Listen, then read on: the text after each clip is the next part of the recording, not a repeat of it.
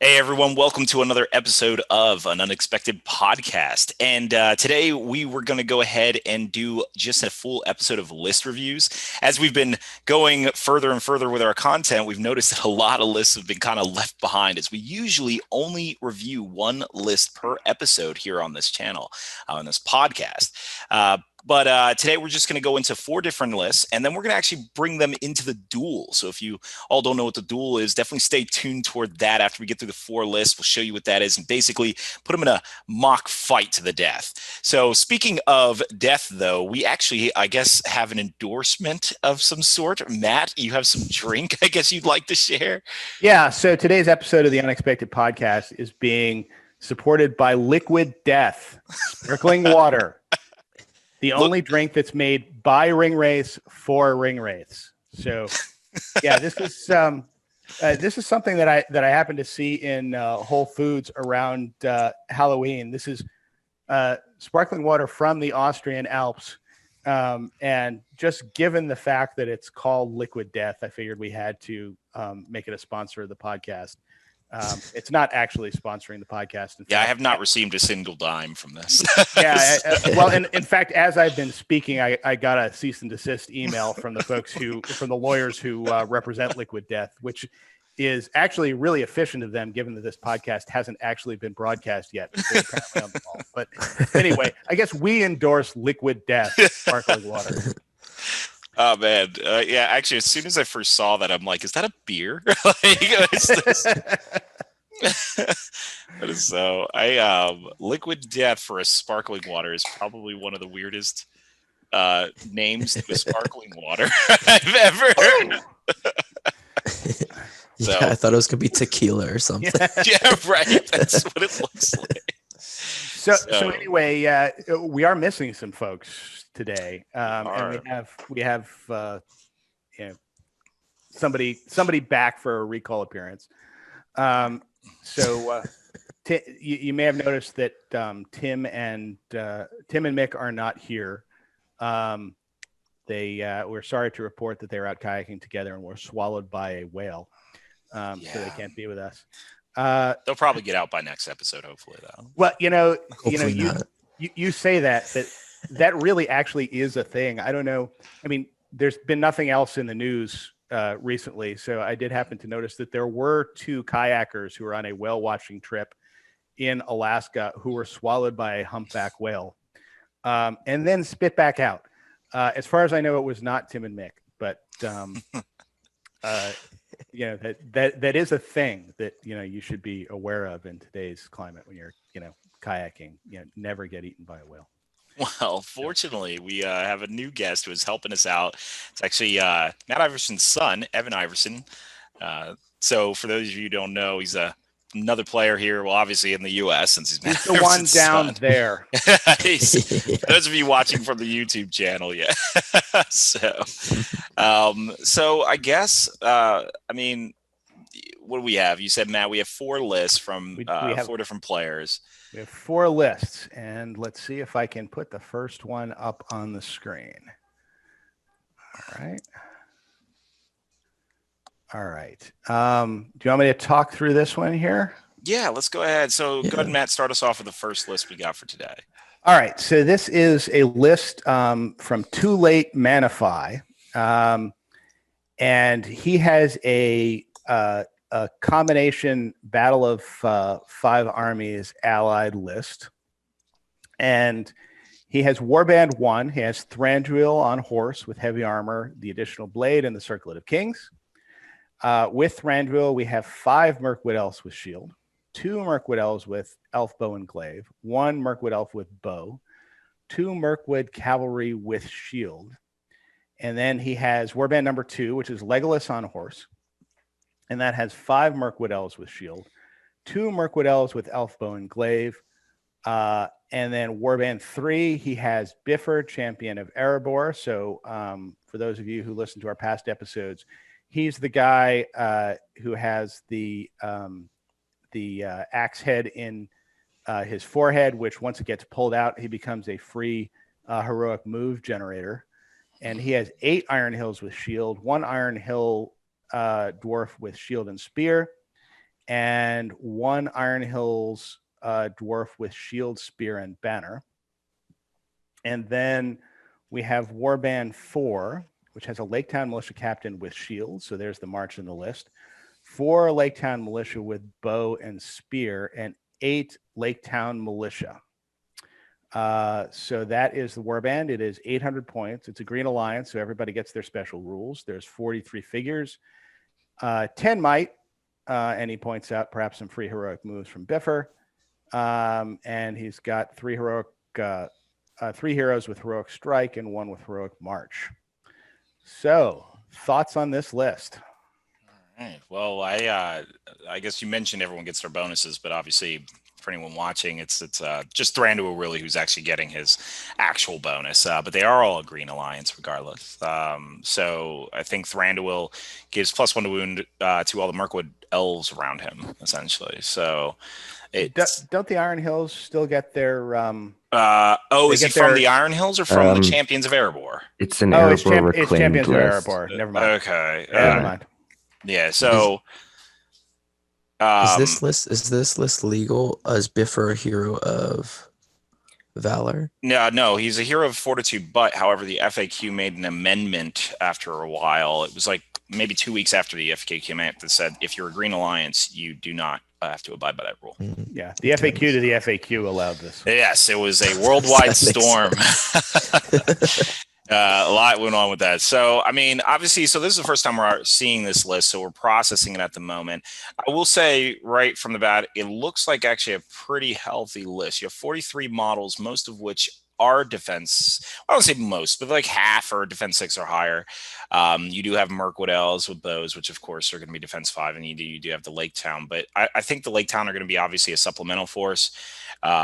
Staying in the back, Iron Hills in the front, you're gonna have the elves in the back. So obviously you're playing, well, obviously to me anyway, seems like you're trying to play a battle line approach that'll be 10 men wide, or 10 dwarves wide in this case.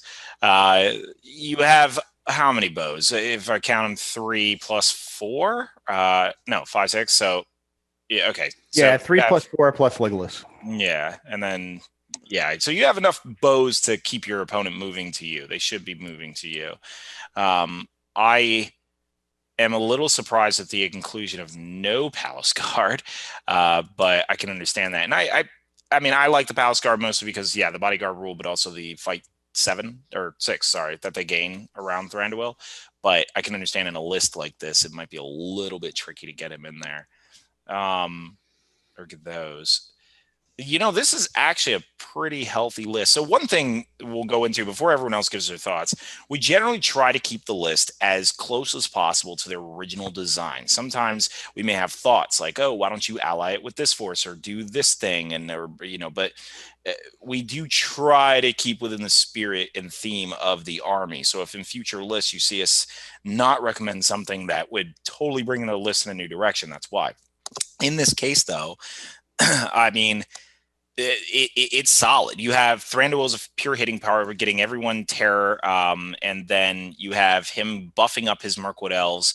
You have Legolas on horse, which is fantastic. That's what we would have probably all advised here on this podcast, giving him some killing power once the lines meet. Plenty of Mirkwood elves to, you know, back up your Iron Hills warriors if you need to. You included a banner, which is something that a lot of people forget. At 800 points, you definitely want a banner, especially since most of your opponents are going to have one.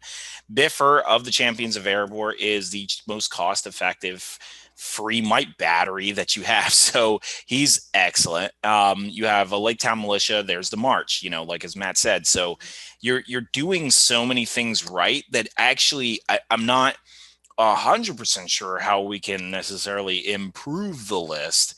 It is just a solid list. I mean, it's weaknesses, I mean, are the fact that you're kind of feeling like a bubble army with a few things that you can kind of throw out there, but it's not likely that the Iron Hills warriors can't operate on their own, but then none of them have spears. So therefore, well, I'm sorry, 2 have spears. So it's very implied that the Mirkwood elves are meant to back up the dwarves, but I think actually Lake Town backs up the dwarves. It will certainly so, because a lot of the elves only have shields. So right, yeah. The ones I was talking about were specifically the elf bows with glaives, which he has. Well, actually, he only has 4 of them.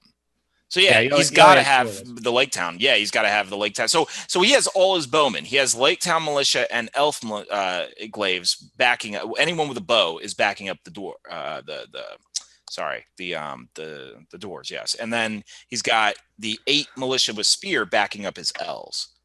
Is what it looks like, and so that creates an interesting conundrum where you have the elves are fine because they're being backed up. They have the fight value and all fight 6 throughout or defend 6 throughout the front. But then the dwarves swap between fight 5 and fight 4 with the base dwarven fight value in their battle line. That's an interesting approach, but I guess you can easily just move them around as you need to if that's required.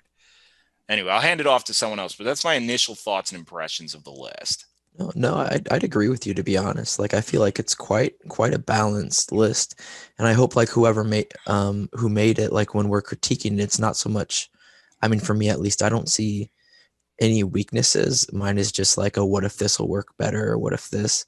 But yeah, I like it a lot. Of course, you're gonna have Warband 4 on Maelstrom battles be kind of like alone, and if an Azog or a Bolg catches that in the open, like there it goes.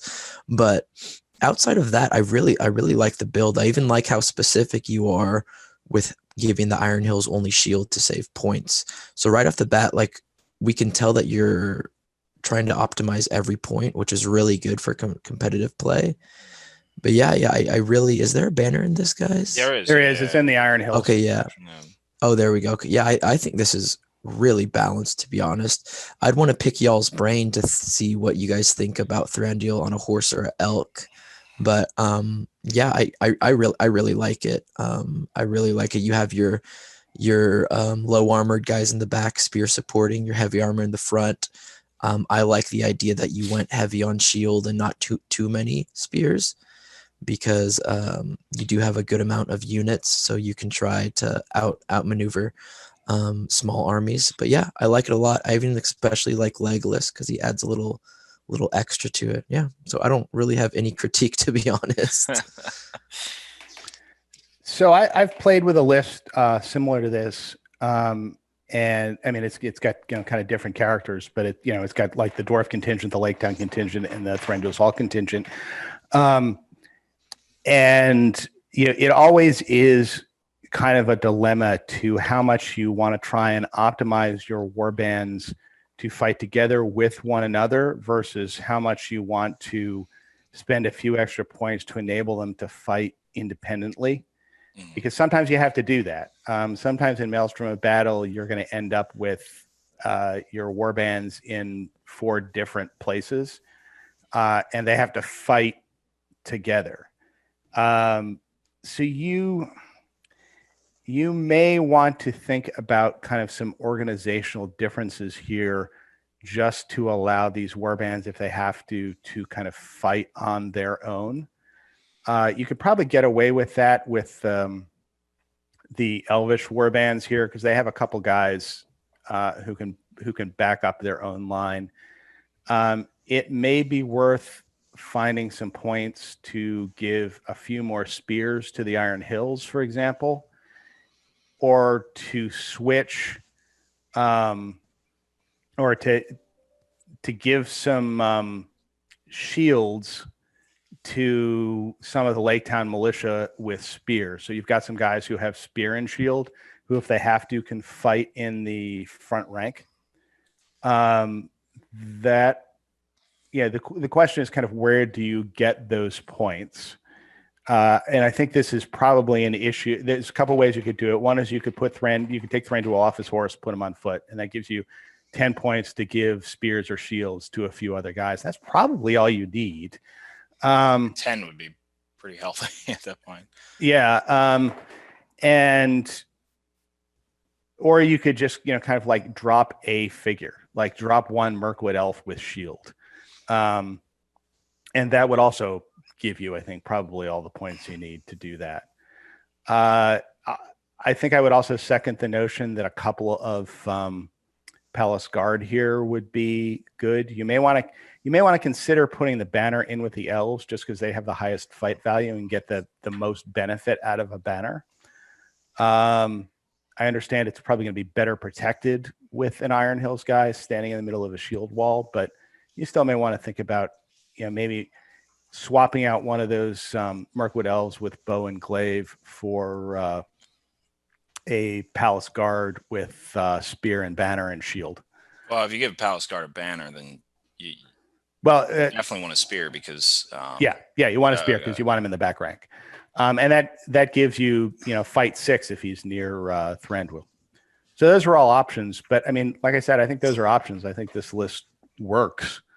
It's just kind of a matter of kind of how you want to weigh the risk of your warbands having to fight separately. So I think he's really weighing on the larger model count. I mean, there's a 4-point difference between a Palace Guard with Spear and Shield and then many of his Mirkwood elves. He's pretty efficient with his points, so he probably won't give the Palace Guard a shield. He'll probably just give him a spear and then stick him behind and get the fight 6 that way. Let me check out what the Mirkwood elf with bow and glaive is, because they're pretty expensive too. They are 13 points. So that would be exactly a Palace Guard with a spear.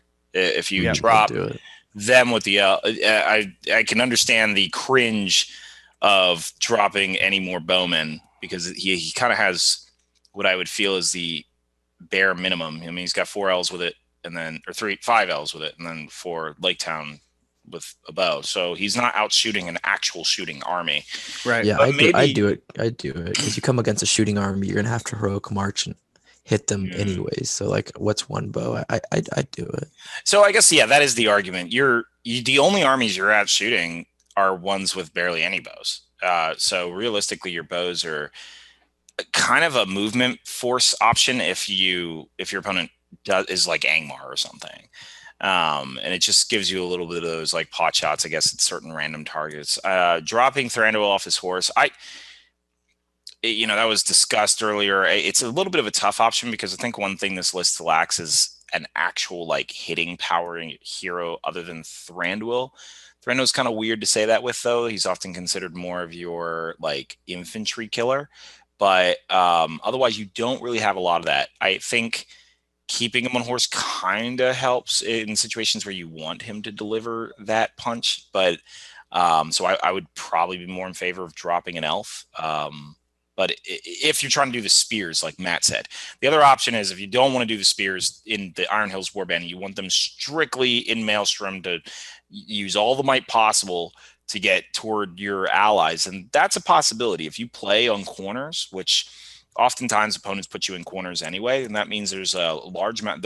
You can roll a 4 or a 5 and end up like kind of in either that corner area, and then most of your rolls are very easy for you to get on an east-west or north-south, and then your whole army deploys together. So Bifur's might is fairly pointless. I mean, yeah, he has Heroic Strike, but let's be honest, you're not sending him against Azog anyway. I mean, maybe if you're really desperate, but it's probably not happening. You'd probably rather use the natural fight 6 or natural fight 7 of Thranduil and start from those base rather than knowing you'll fail on like really low rolls. So Bifur, I think you can blow all his might to get him near other people, which is very easy if you're in a corner. You only caveat to that is you are a slow Iron Hills moving force, so therefore you will slow yourself down. But it's just a consideration if you don't want to drop the horse for the spears. I guess outside of that, 2 Palace Guard I think can really disrupt a hero if they just have a spear. Wherever Aragorn seems to want to go, just stick the Palace Guard there, and then I would probably swap the 2 Mirkwood elves with Elfin bow with a Palace Guard with a spear. You'll have 6 bows, but I think you're still achieving the same result. But I mean, any more bows than that, and you might as well not even have them. So. Okay, so let's see here. So I guess the Thranduil on horse choice is somewhat interesting for me, especially in this army, because the way the horse sort of acts is as a delivery system for Thranduil, because you're not really using it for hitting power, because normally you do a lot more damage on foot with blades. It depends on what you want to do with Thranduil. I would argue dropping him to on foot is fine if you want to sacrifice that movement and not get as much hitting power, whilst subbing in maybe more bows. I'd say I'd argue that taking more elf bows is good in this list just because of how effective they are at shooting things. And he also has Legolas, which means he can outshoot armies that otherwise he couldn't. I mean, another option is drop a Mirkwood Elf, take Thranduil on Elk, and then when he charges in, he gets Strength 5, which this list is going to struggle to crack Defense 7. And I've taken lists sort of in this vein with a bunch of Strength 4 heroes on horse, and they just bounce off stuff like Dwarves and Fountain Court Guard. Actually, I had a game last round at Nova where I just could not crack Fountain Court Guard, and I ended up losing it and losing like fourth or fifth at that point. So if you want to go all in with the hitting power, I'd recommend an elk. Also, And what did you say to sacrifice to get that elk? Just an elf? I mean, an elf works fine. Yeah, you could drop an elf. You could drop an elf. Because I think how much is the elk here? The elk is It's 10 15 to points 20 more. points. I It's think 20 it's 20 points. It's 20 points. Yeah, Yeah. You're paying 20 points more. So you'd have to probably drop 2 elves. My hesitation with the elk always is that you are extremely tempted not to dismount him because No, of the Dad. cost investment. He already is it? has the horse with just 10 points, and then 10 points 10 more points is the more. elk. So you're Yeah. so you're dropping one Dropping elf. one elf. One elf. Yep. Yeah. Change an elf to an elk. It's just changing one letter. Exactly. Another thing I'd recommend, he's got enough models that I think dropping 2 elves and subbing in a sentinel would be beneficial in this case. If the army was like mid 30s, low 30s, I wouldn't recommend this, but the sentinel adds in basically another layer to the army because it allows you, especially in low courage armies, to bring some guys forward, get some guys off of objectives that you don't want them to have, set up a nice heroic combat with your heroes to try and gang up on one of their heroes. It just adds some more substance, I would say. I mean, other than that, echoing what you guys say, this is a very solid list. I was very impressed when I saw this. There's a lot this list does well. I mean, I can only add like recommendations depending on the way your meta goes. If there's a lot of shooting in the meta, it may seem silly to drop the Heroic March, but I think dropping the Lake Town Militia Captain, the Lake Town Militia, and then either subbing in Biffer for Thorin to get more hitting power, or just bulking up on Iron Hills Dwarves and Mirkwood Elves with the Defense 6, Defense 7 will allow you to resist shooting more. And losing the march isn't awful in this case because you do have some Mirkwood cavalry, 2 of them. You can take more if you want, but it just allows your list to sort of sponge up shooting attacks that the Lake Town Militia wouldn't be able to take. But obviously that's just a suggestion, and I wouldn't necessarily say it works better than the list they've presented here. So I guess I'll I'll end up summing up everyone's thoughts here, because obviously we gave you a lot of different options here. I think to Evan's last point, the only reason I would hesitate to take away the Lake Town Captain unless he provides, because obviously that's what's bolstering your numbers to the healthy 43 that you rarely see in an Iron Hills like Mirkwood style list. But obviously his argument is your defense overall goes up, because shooting armies will be tempted to shoot at these squishy backline guys. I also hesitate to drop the march, especially when you're dealing with dwarves. But it is an option he's just presenting. I think for the other 3 of us who, and keep in mind, Evan also presented options where you do keep them in. So I'm not even thinking Evan doesn't want you to have them in there. So for most of us, I think we all agree that your Lake Town Captain in here is fine. I think for the most part, I didn't hear any disagreements about getting spears in the list. Is you dropping the horse for spears? Of course, you will run into the problem that Evan mentioned, which is you can't crack through defense 7 at all, which he has experience with that being a problem. So this is something to consider. My only hesitation with the elk, of course, is that you may never want to take him off the elk because of the cost investment to get him on it. But it's just an option. I think. If we had to vote here, would everyone think that he should keep the horse, go the elk, or lose the horse entirely, get the spears? I personally, and I'm going to vote before everyone else does here, I think that you don't need the spears in Error, because in Maelstrom, I would be perfectly fine with blowing Bifur's Might in order to get my army aligned. And as long as I deploy in a corner, that's pretty easy.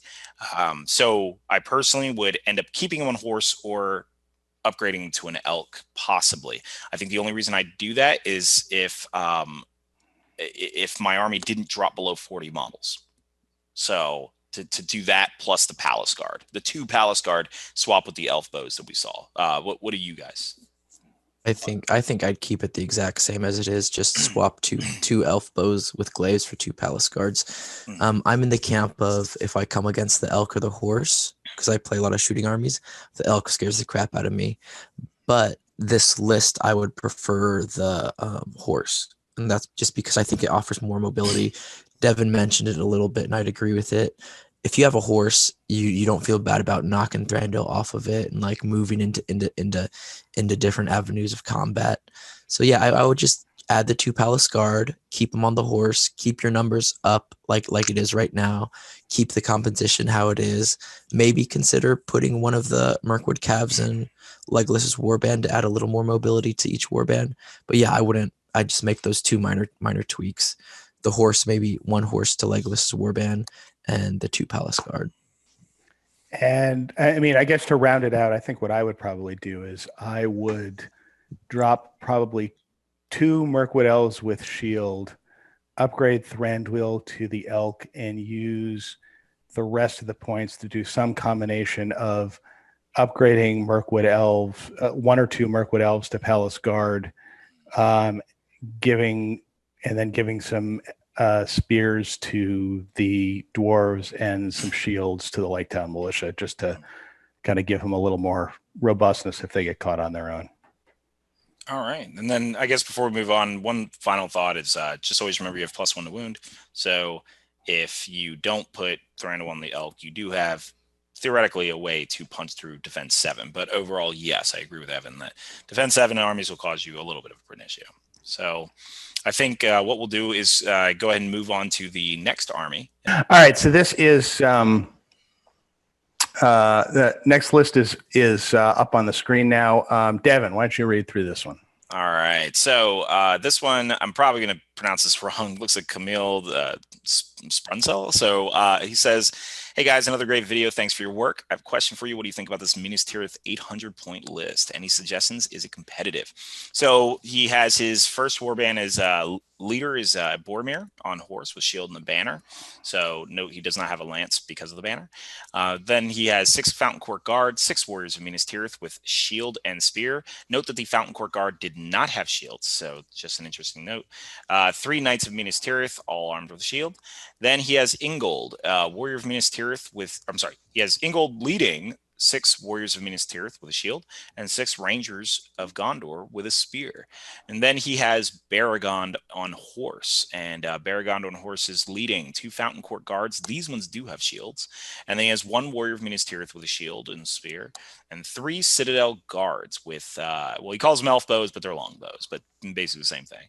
And then he's got 2 trebuchets, 2 of those. So initial thoughts, obviously, once again, first time I'm seeing this list. So, no one's going to argue against Boromir as a leader. You are capitalizing on Boromir's banner by getting Fight 5 Fountain Court Guard. Assumedly, the Fountain Court Guard are actually going behind your warriors of Minas Tirith. You will lose your shield wall bonus in combat as your guys get pushed around, but I think you just seem to feel fine with your defense 6. Now, in this list, if someone can do the count for me in their head, let me know how many models he has while I continue to analyze this. And so next you have Ingold. So Ingold is the one whom obviously is keeping your shield wall bonus. Hopefully he stays with your men, but he's only keeping it within a 6-inch radius, which is still wide, still good, but we'd just have to note that. You have 6 Rangers of Gondor with a spear, so that gives you a little bit of shooting beyond the 2 trebuchets. In this case, it looks like, from my perspective, that your numbers are so low that I wouldn't want any defense 4 guys in this list. I think there's actually 42 models. Oh, never Yeah. mind. You're models in this fine. Okay. So you're to be fair, 6 of them are on the trebuchet. Trebuchet so- crews. Yep. Okay, so you have 42 models, but yet you actually have 36 actual fighters, is what I'm hearing. Yes.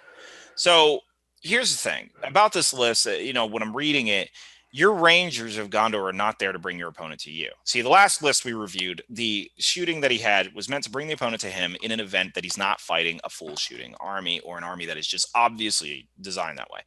In your case, you already have 2 trebuchets. I'm not really seeing what the Rangers provide other than just a couple like shots here and there. Now you also have, well, actually you are a pretty much full shooting list, given that you also have 3 Citadel guards with elf bows. Like, you are really trying to shoot your opponent off the list a little bit here.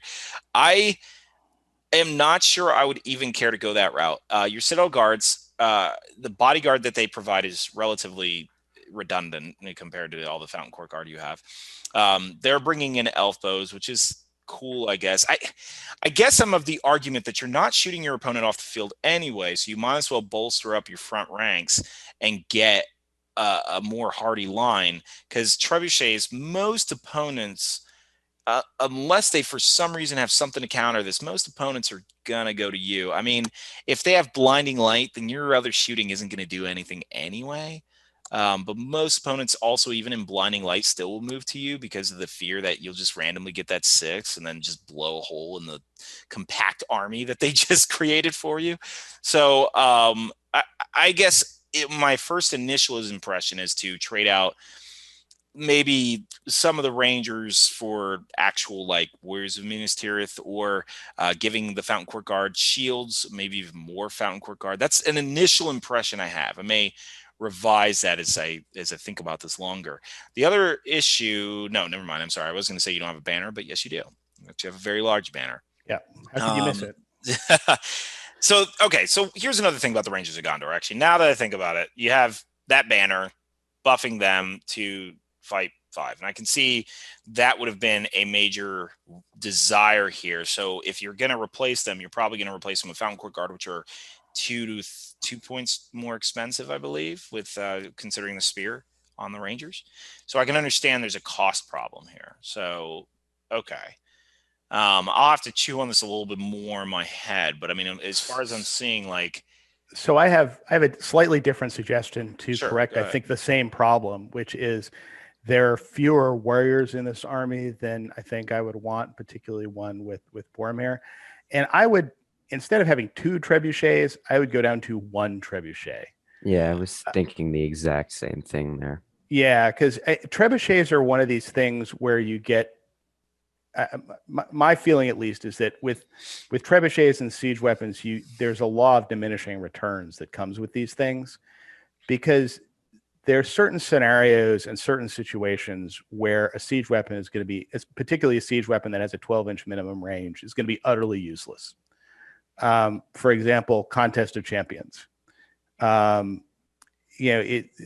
are certain situations where you're going to be set up in ways that you're just not going to get the benefit out of the trebuchet. And when you have 2 of them, that's 160 points you're not really going to get much benefit out of. But on the other hand, having just 1 of them is generally enough to bring your opponent towards you, which is really what you want. You want to bring your opponent towards you, and you want to force him to spread out.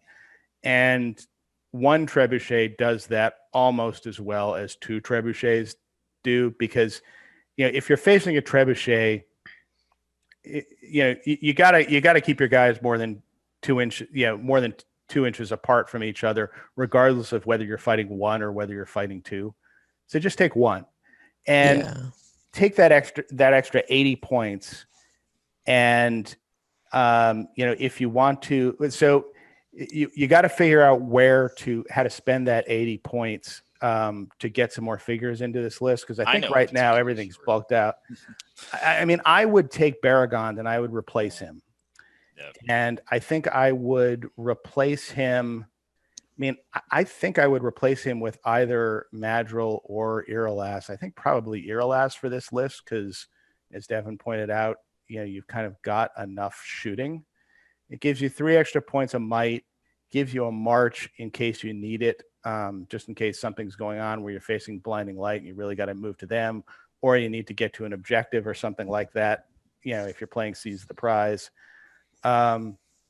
And then you're going to have probably about 50 points left over to bulk out Irolas's Warband. And then I think there's some other tweaks you can do. Like, for example, I would take the spears off of the warriors of Minas Tirith. And in the first one, and I would maybe put the spears on the Fountain Court Guard, so you could put the Fountain Court Guard behind. Well, remember the Fountain Court Guard automatically come with spears. Oh, not so you spears, just get shields. 6 spare. Sorry, yeah, shields. Yeah. I would go further than that. You can do 6 points to take those 6 warriors of Minas Tirith with shield and spear and just turn them into Fountain Court. Like it's just 1 more point each, and then you have 12 Fountain Court. Isn't it 2 more points each? Nah, they're just 10 points. They're 11 with shield, but they're just he would, just 10. So you no, yeah, you could just it's 10 points with shield and spear. No, but you could. So right now you have 6 warriors of Minas Tirith with shield and spear. They're you're 9 talking points about each. You're talking about just upgrade them once. Fountain Court without shield. Yeah. Once you like it delete only that takes 6 trebuchet, points to just upgrade them for 1 more fight. Well, 2 more fight with Boromir, so fight 5 all around. Bodyguard also, and you're not really. I know you guys mentioned it, but you're not really going to use the shield wall that often because your warriors are so spread out, and your opponent, especially if they're seasoned, they're just going to not attack the shield wall portion and hit you on the flanks or something. But yeah, that's what I do. It even goes with the theme because you have trebuchets, Baragorn, Boromir. It's like a whole white fountain, like a defender of the White City type thing. So yeah, I'd go heavy on the Fountain Court in my opinion, especially because you won't have to spend much. I also want to add a little to the trebuchet thing. I agree with you guys. 1 trebuchet is fine enough. Because right now, I believe you have 2 trebuchets because you want to output a lot of damage. But siege weapons are more so the psychological damage that you do to the opponent. So just 1 of them will cause them to freak out and come to you or spread their force out. So yeah, I just want to pair it what you guys said with like one trebuchet. And then of course more Fountain Guards. Who do you upgrade Baragond to? Because I think you have to, if you drop a trebuchet, you have to upgrade Baragond. I was thinking Huron the entire time, but I think Huron's a good shot because then you have your opponent coming to you with the trebuchet. Huron's I think too expensive. Well, no, because the trebuchet is 80 points and Huron's 80 points. You actually net 30. Well, Huron's 90 points on the horse, and you're always going to take him on the horse. Yeah, and that only gives you 25 points to work with. Yeah, I don't know. I mean, I guess think Huron's too expensive. I think Huron's too expensive. I would rather spend that extra 20 or so. I guess I just wanted a hitting power guy because I'm just like, he doesn't really have any hitting power. He's got Boromir. Yeah, it's Boromir in the trebuchet, but that's kind of like a long distant punch and a close distant punch. Like I see with Huron. Well, I guess what is Madril would be good because you could dictate where your trebuchet goes in Maelstrom. But Huron, Irolas is good just because he's somebody you can just throw into the other guy's hitter while Boromir is killing. I guess that's true. True. This is a list that, well, whenever you have Boromir and you're upgrading to like a fight 5 line, it having an individual leader that is going to kill stuff becomes less important than just the fact that you have a fight 5 line, and that fight 5 line backed up by a banner is just going to kill stuff.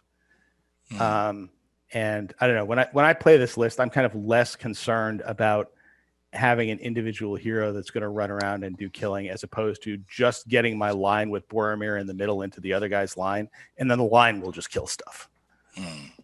But I mean, I definitely would want to make him more resistant to losing fights, so I definitely think he should upgrade the Fountain Court Guard so all have shields.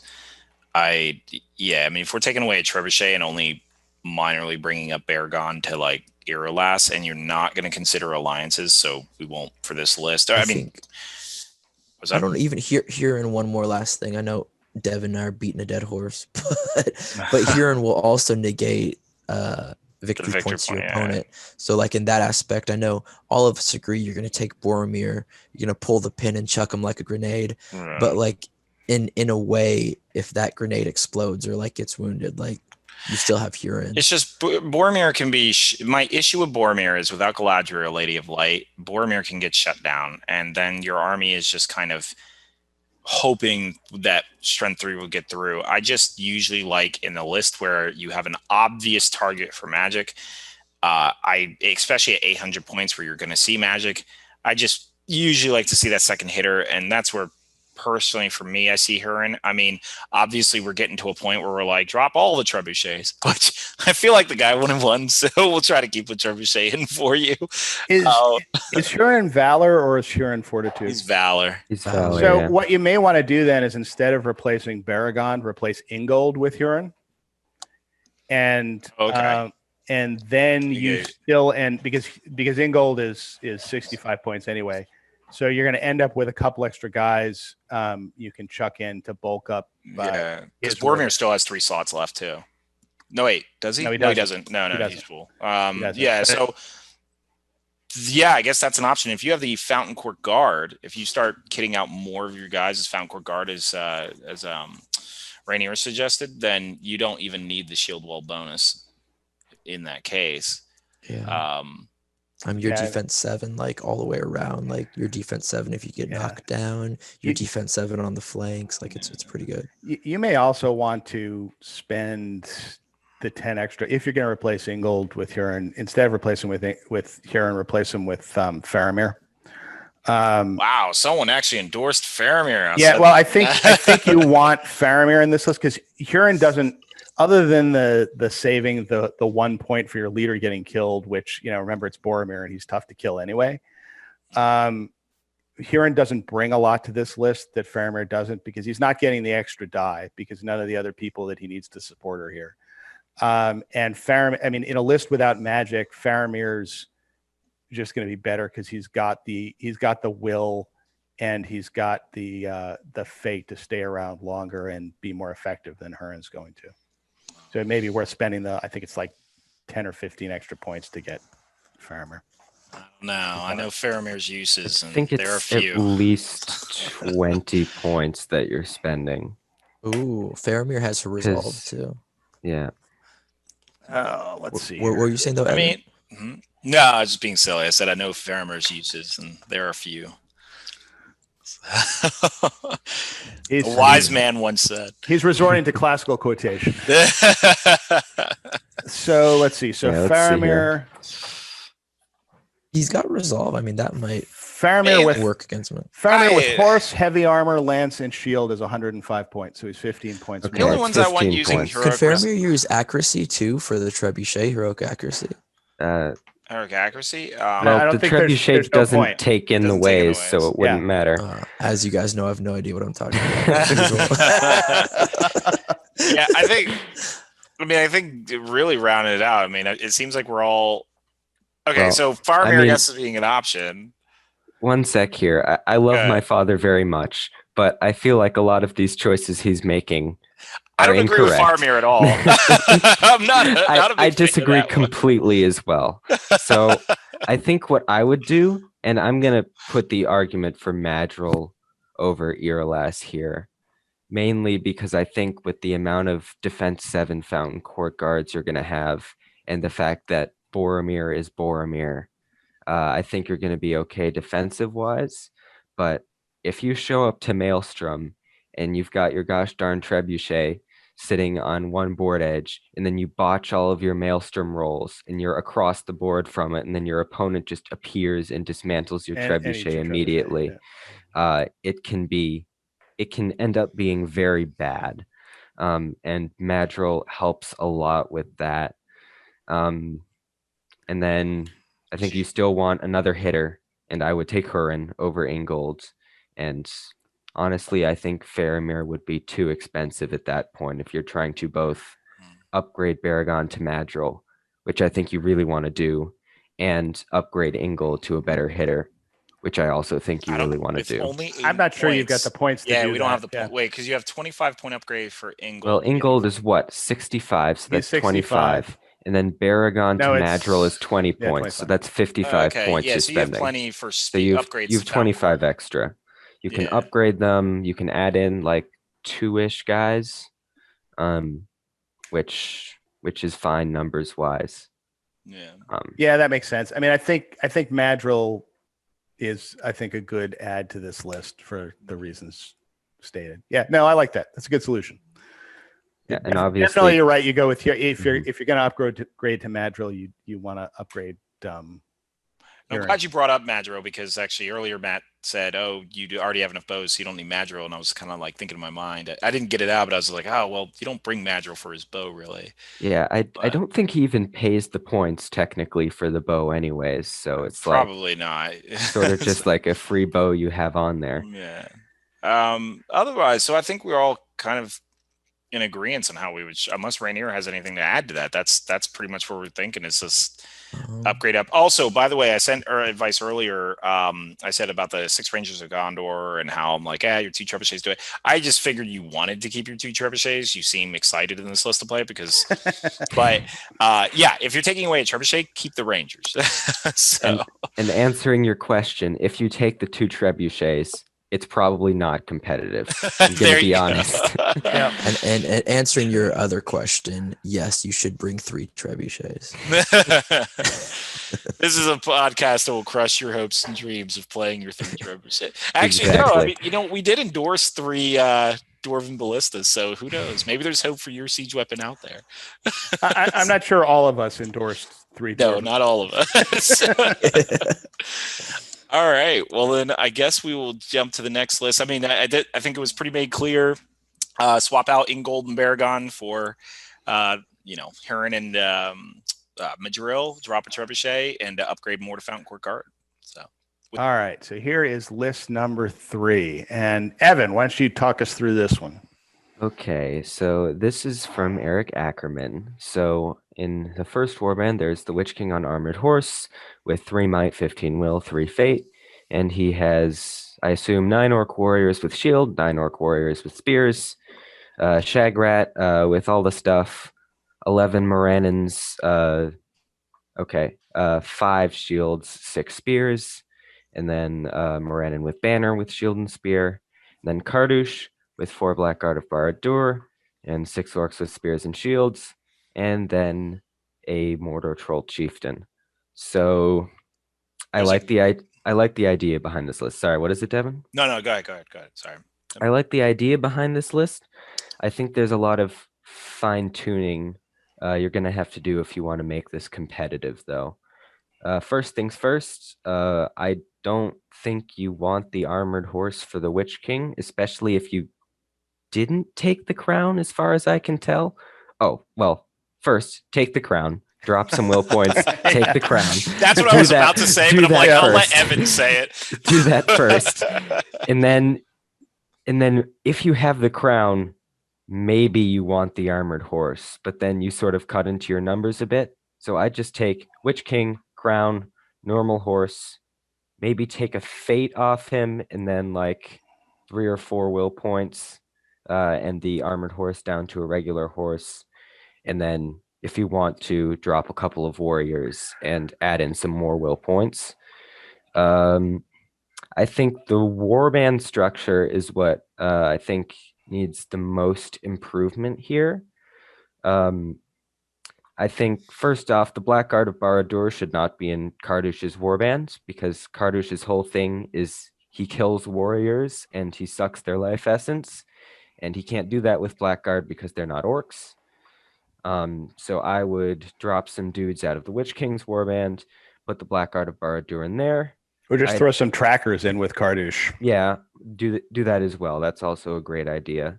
And then what I would do is I'd drop all of the spears off of the Morannons, turn them all to shields, and then drop some of the shields off the orcs and turn them to spears, and then make it so the Morannons are your front line, and the orcs with spears are your back line. So you can have defense 6, strength 4 in the front, and then your weaker guys can sit in the back.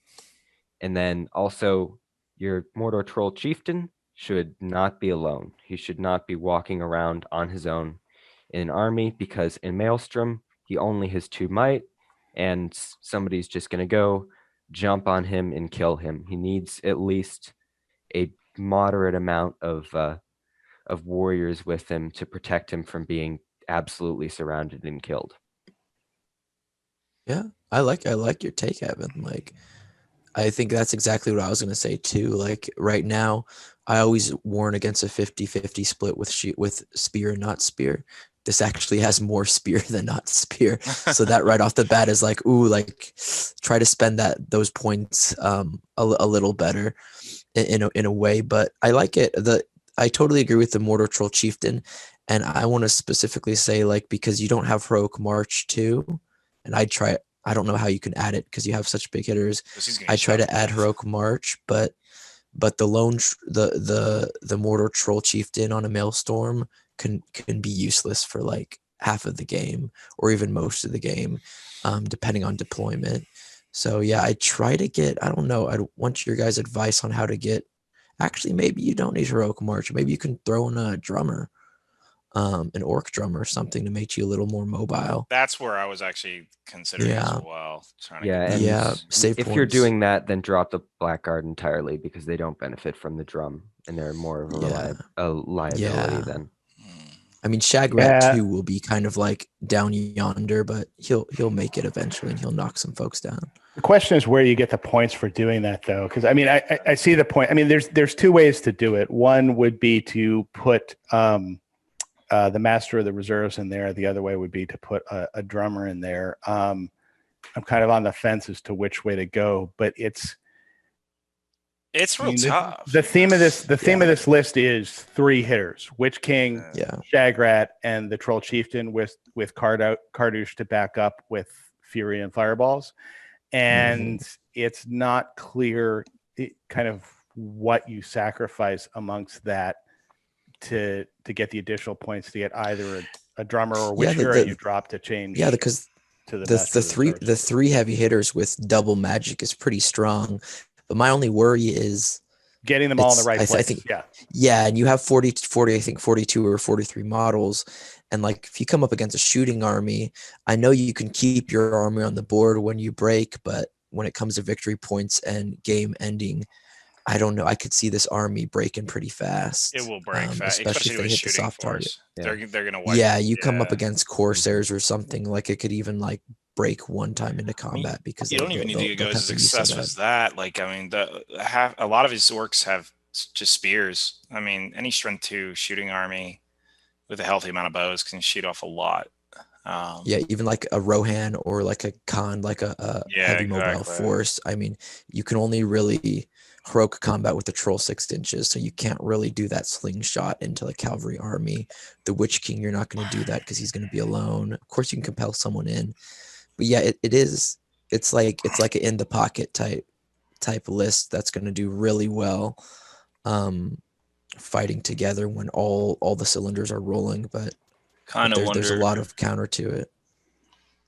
So I'm going to try my best to keep this Troll Chieftain in, because I think all of us have this burning desire to want to remove it.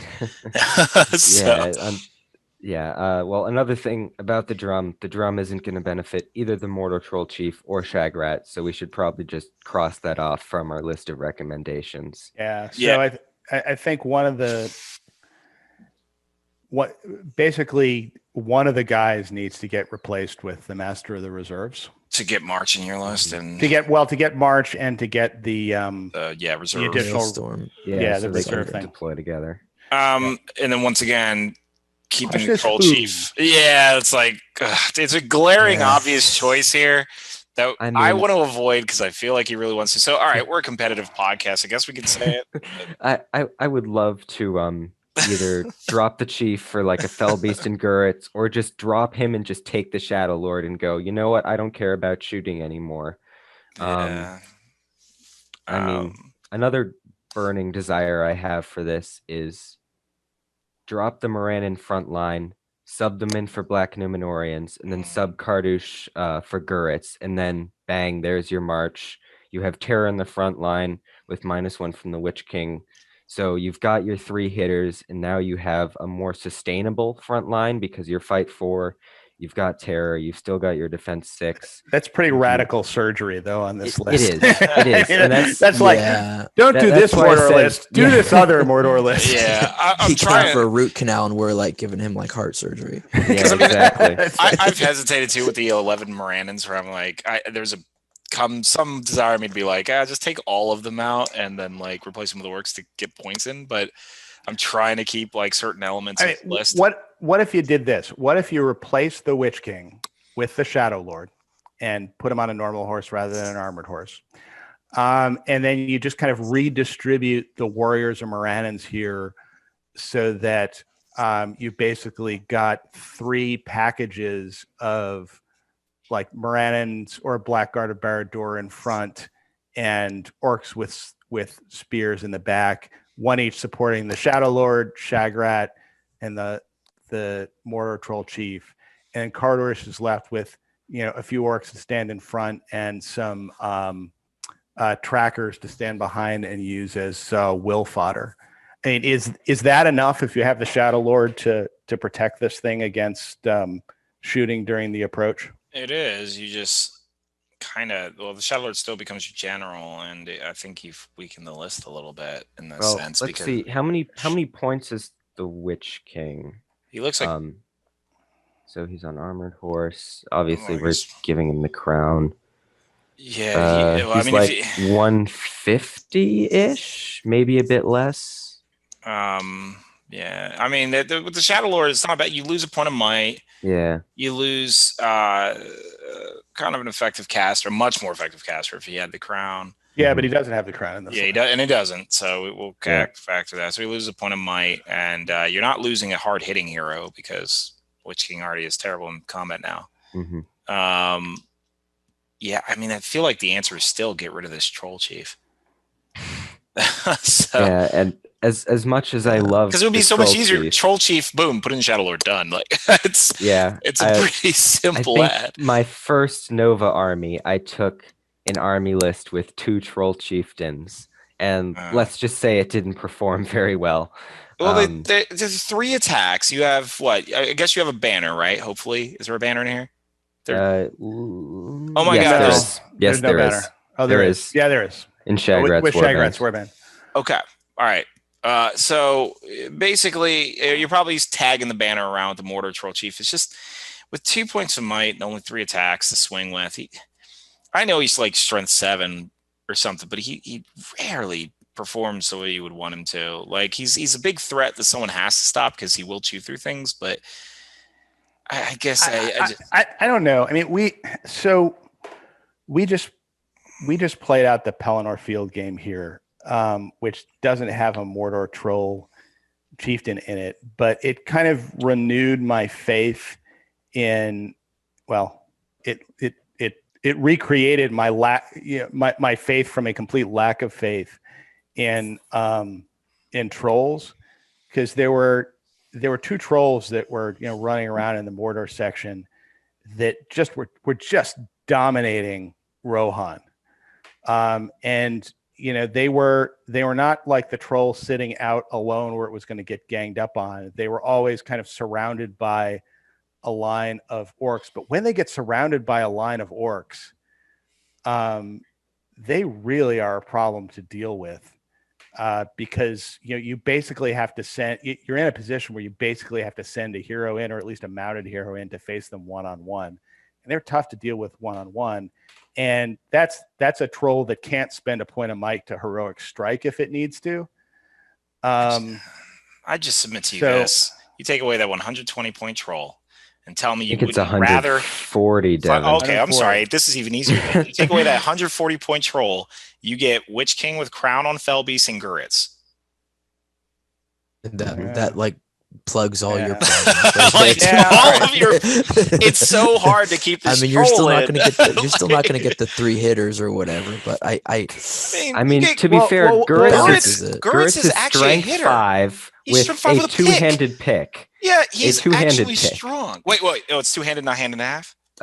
It is, unfortunately, it's two-handed, and then he's got a one-handed sword. It's still possible, though. But if you're really trying to kill something, you can go in, and if you've got the Witch King in, you can two-handed pierce. How much is Guritz? Guritz is 55, 60 points off the top of my head. I think he's 60. Oh, yeah, that's right. Guritz is 60 points. And then he's got an armored horse. 80. So giving 25 points to the Witch King to give him the crown.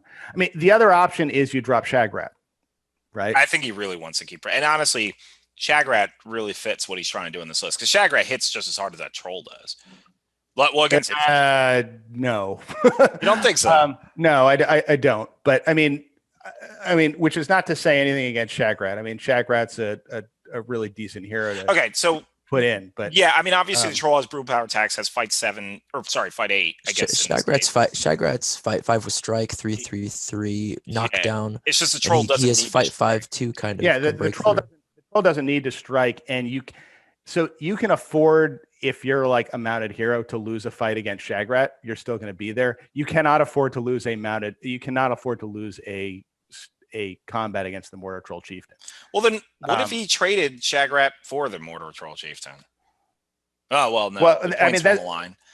I mean, but that's essentially what I'm saying is, it's not clear to me that the thing that you take out of this list to get Guritz and the Crown of Morgul is the Troll Chieftain. It could be Shagrat instead.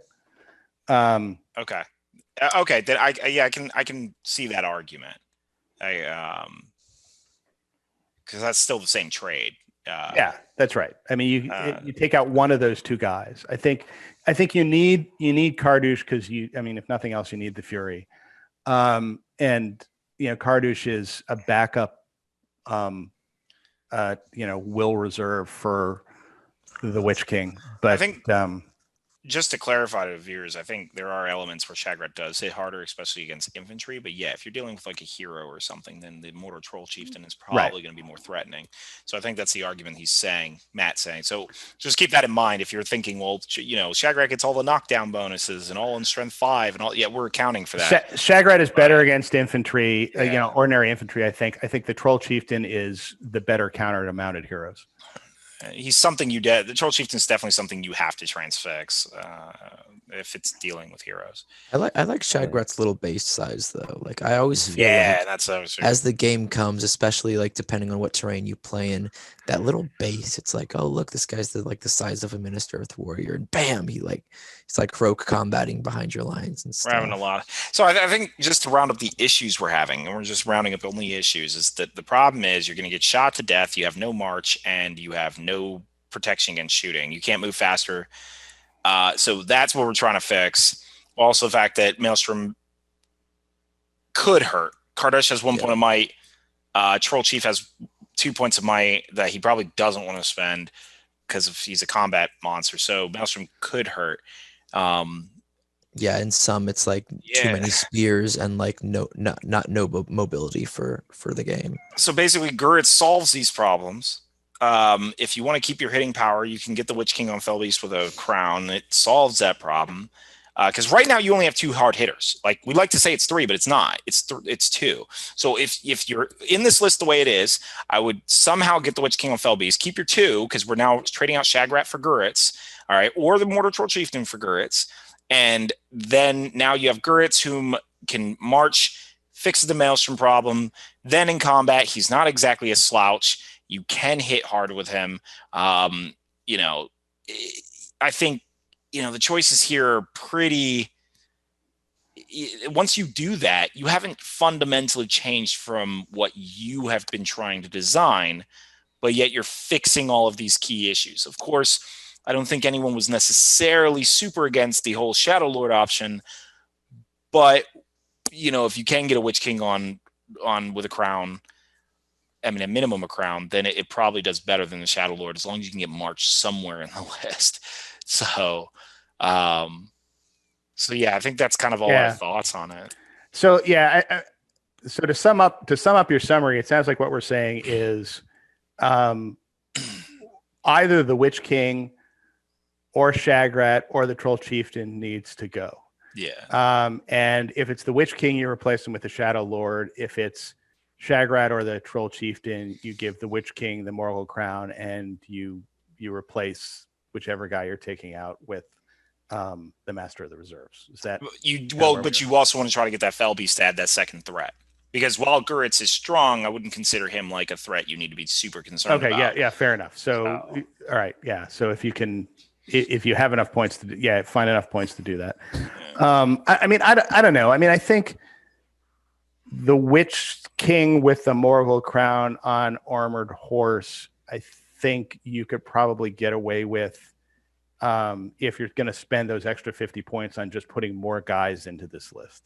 And that's true too, because now your numbers are your third threat. So yes, and Witch King on Armored Horse with a crown is he's still not viable. bad. Yeah, he's still exactly. viable. Yep. So, all right. Well, then I guess we'll move on to the next list. I appreciate the conundrum you've caused this podcast. Yeah, it's more of a Mordor list problem in general than a sort of problem with this list. But yeah.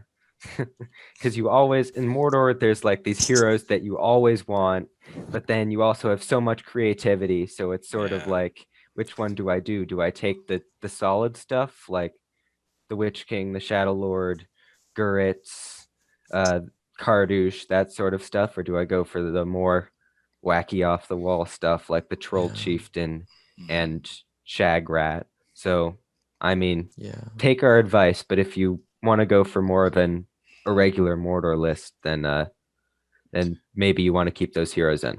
Also, last more of the story: don't play complicated armies. Play Goblin Town and Dead Legion. Just call it quits there.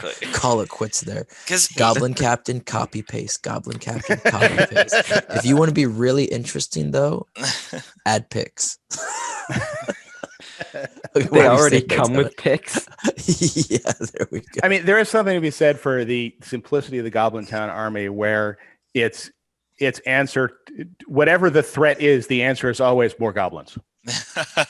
What do we do if we run into Aragorn? More goblins. What do we do if we run into the Witch King? More goblins. Yeah. It's funny because actually I thought about trying to fit Shelob in the list somehow, but I'm like, you still have the movement problem if you do that. Yeah. So like swapping Troll Chief and saving 50 points.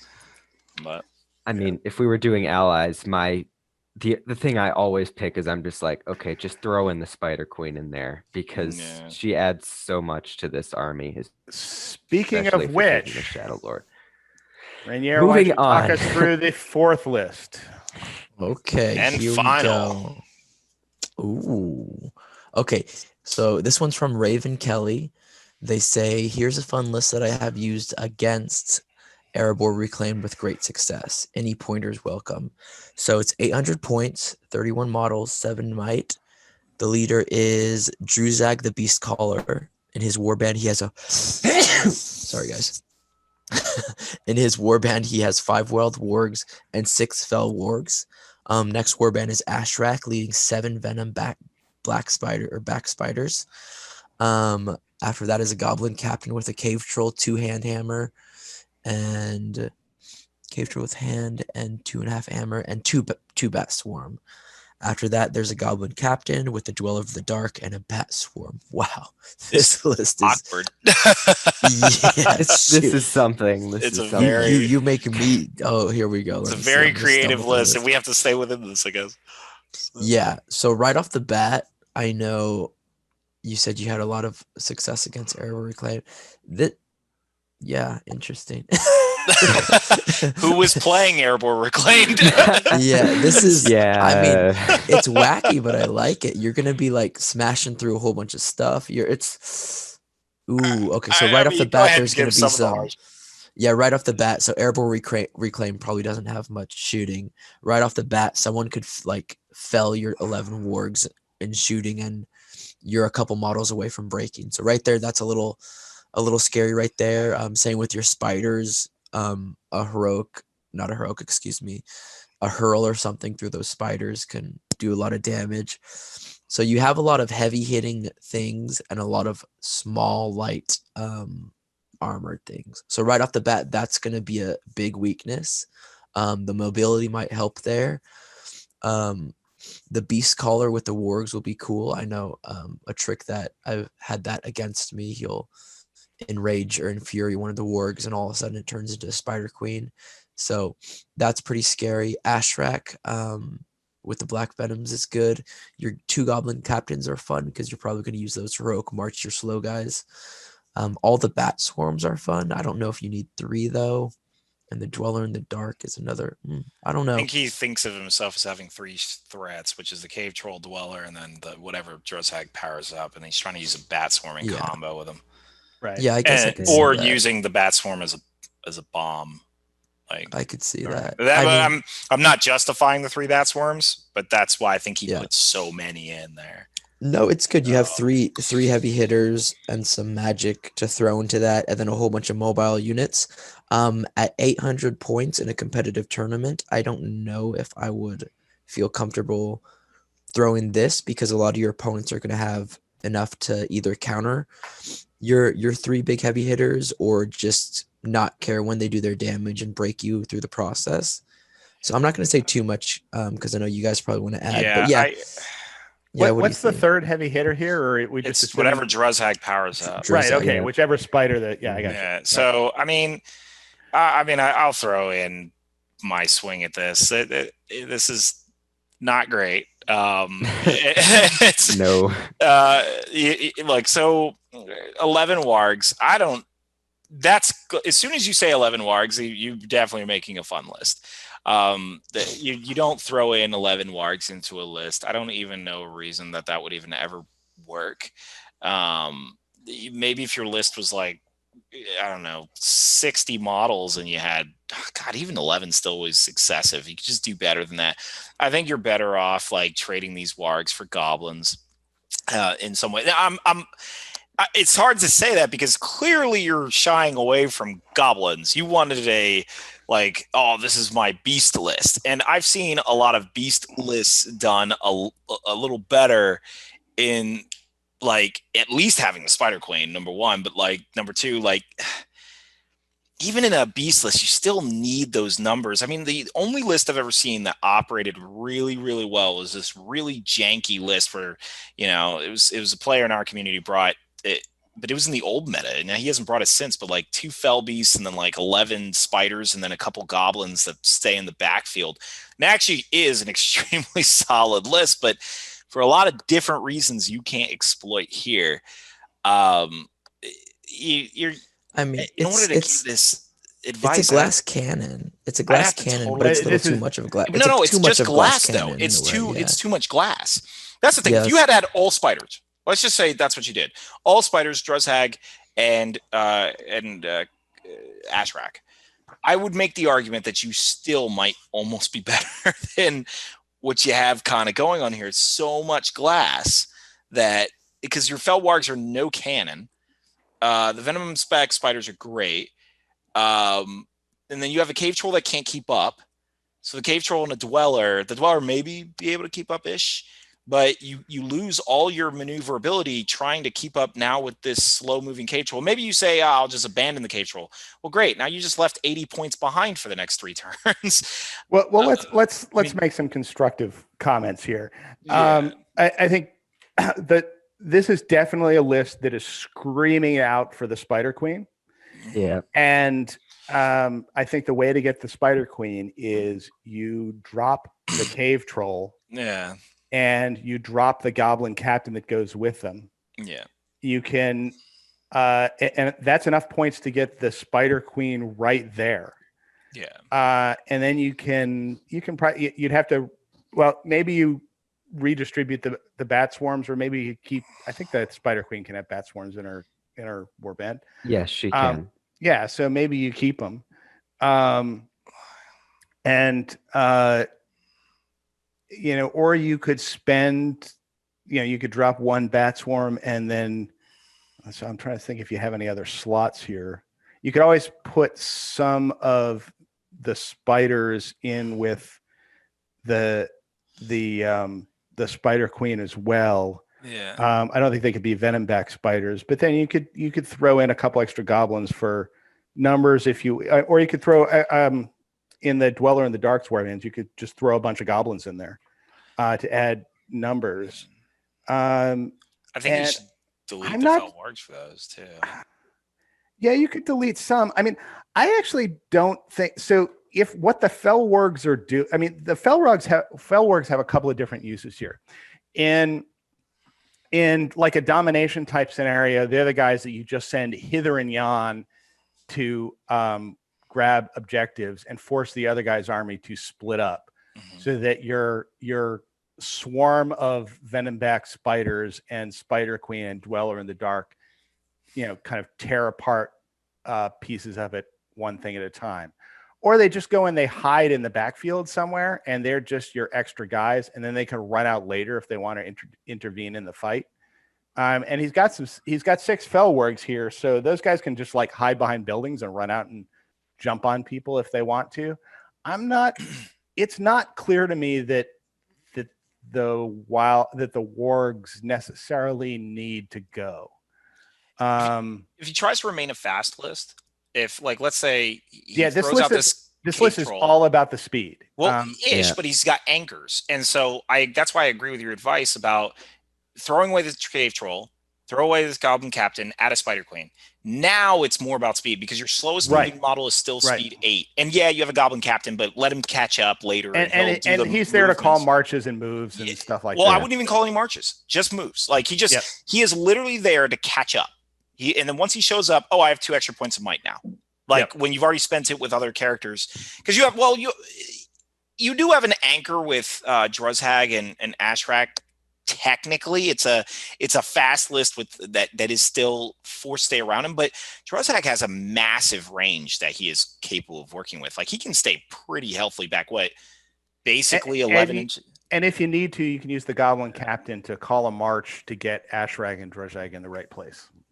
Yeah, and there you go. And so, I don't think the Cave Troll's helping as much as the Spider Queen would. So, I mean, adding on to what Matt said of constructive criticism here, I still think I would replace wargs, but if you're trying to keep that speed, then I can understand it. Yeah, I mean, I think this becomes a viable list if you're, especially in the right scenarios. If the wargs are just kind of like going in all different directions, and then when somebody tries to disperse to deal with the wargs because they're getting objectives or whatever it is that they're doing, then 11 venomback spiders, one of which is enraged, a Spider Queen, and a Dweller in the Dark with some bat swarms in support come in and slam, whatever hasn't dispersed. So I'm going to offer up an alternative to this idea a little bit, slightly. All right. So there was a list I referenced earlier that used 2 fell beasts, and then it had like 11 spiders and a bunch of goblins thrown in the back. Now, what were those goblins thrown in the back for? What they were doing was making it where you couldn't break his force unless you killed literally everything in his front line, which is pretty difficult because he had 2 fell beasts, sometimes Shelob at higher point levels, and then a bunch of spiders. So you had to kill every single model, or you'd have to try to get these goblins that are hanging out in the back, but they're usually like hiding, really, really hiding. And if anyone's doing that, you have the speed to go back and catch them.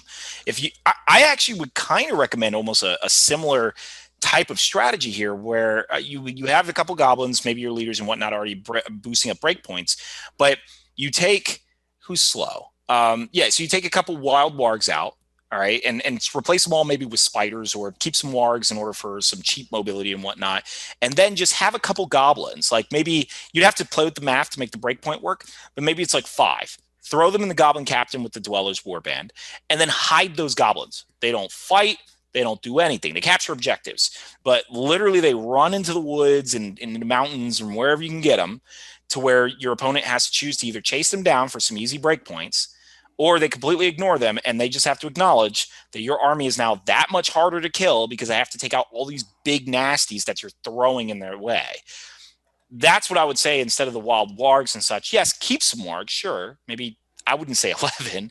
I'd say more like, me personally, 3, but if you want to go with Matt's argument, then 6, and then just replace the other wild wargs with more spiders, and then or these goblins, a few of these goblins and whatnot that stay in the backfield.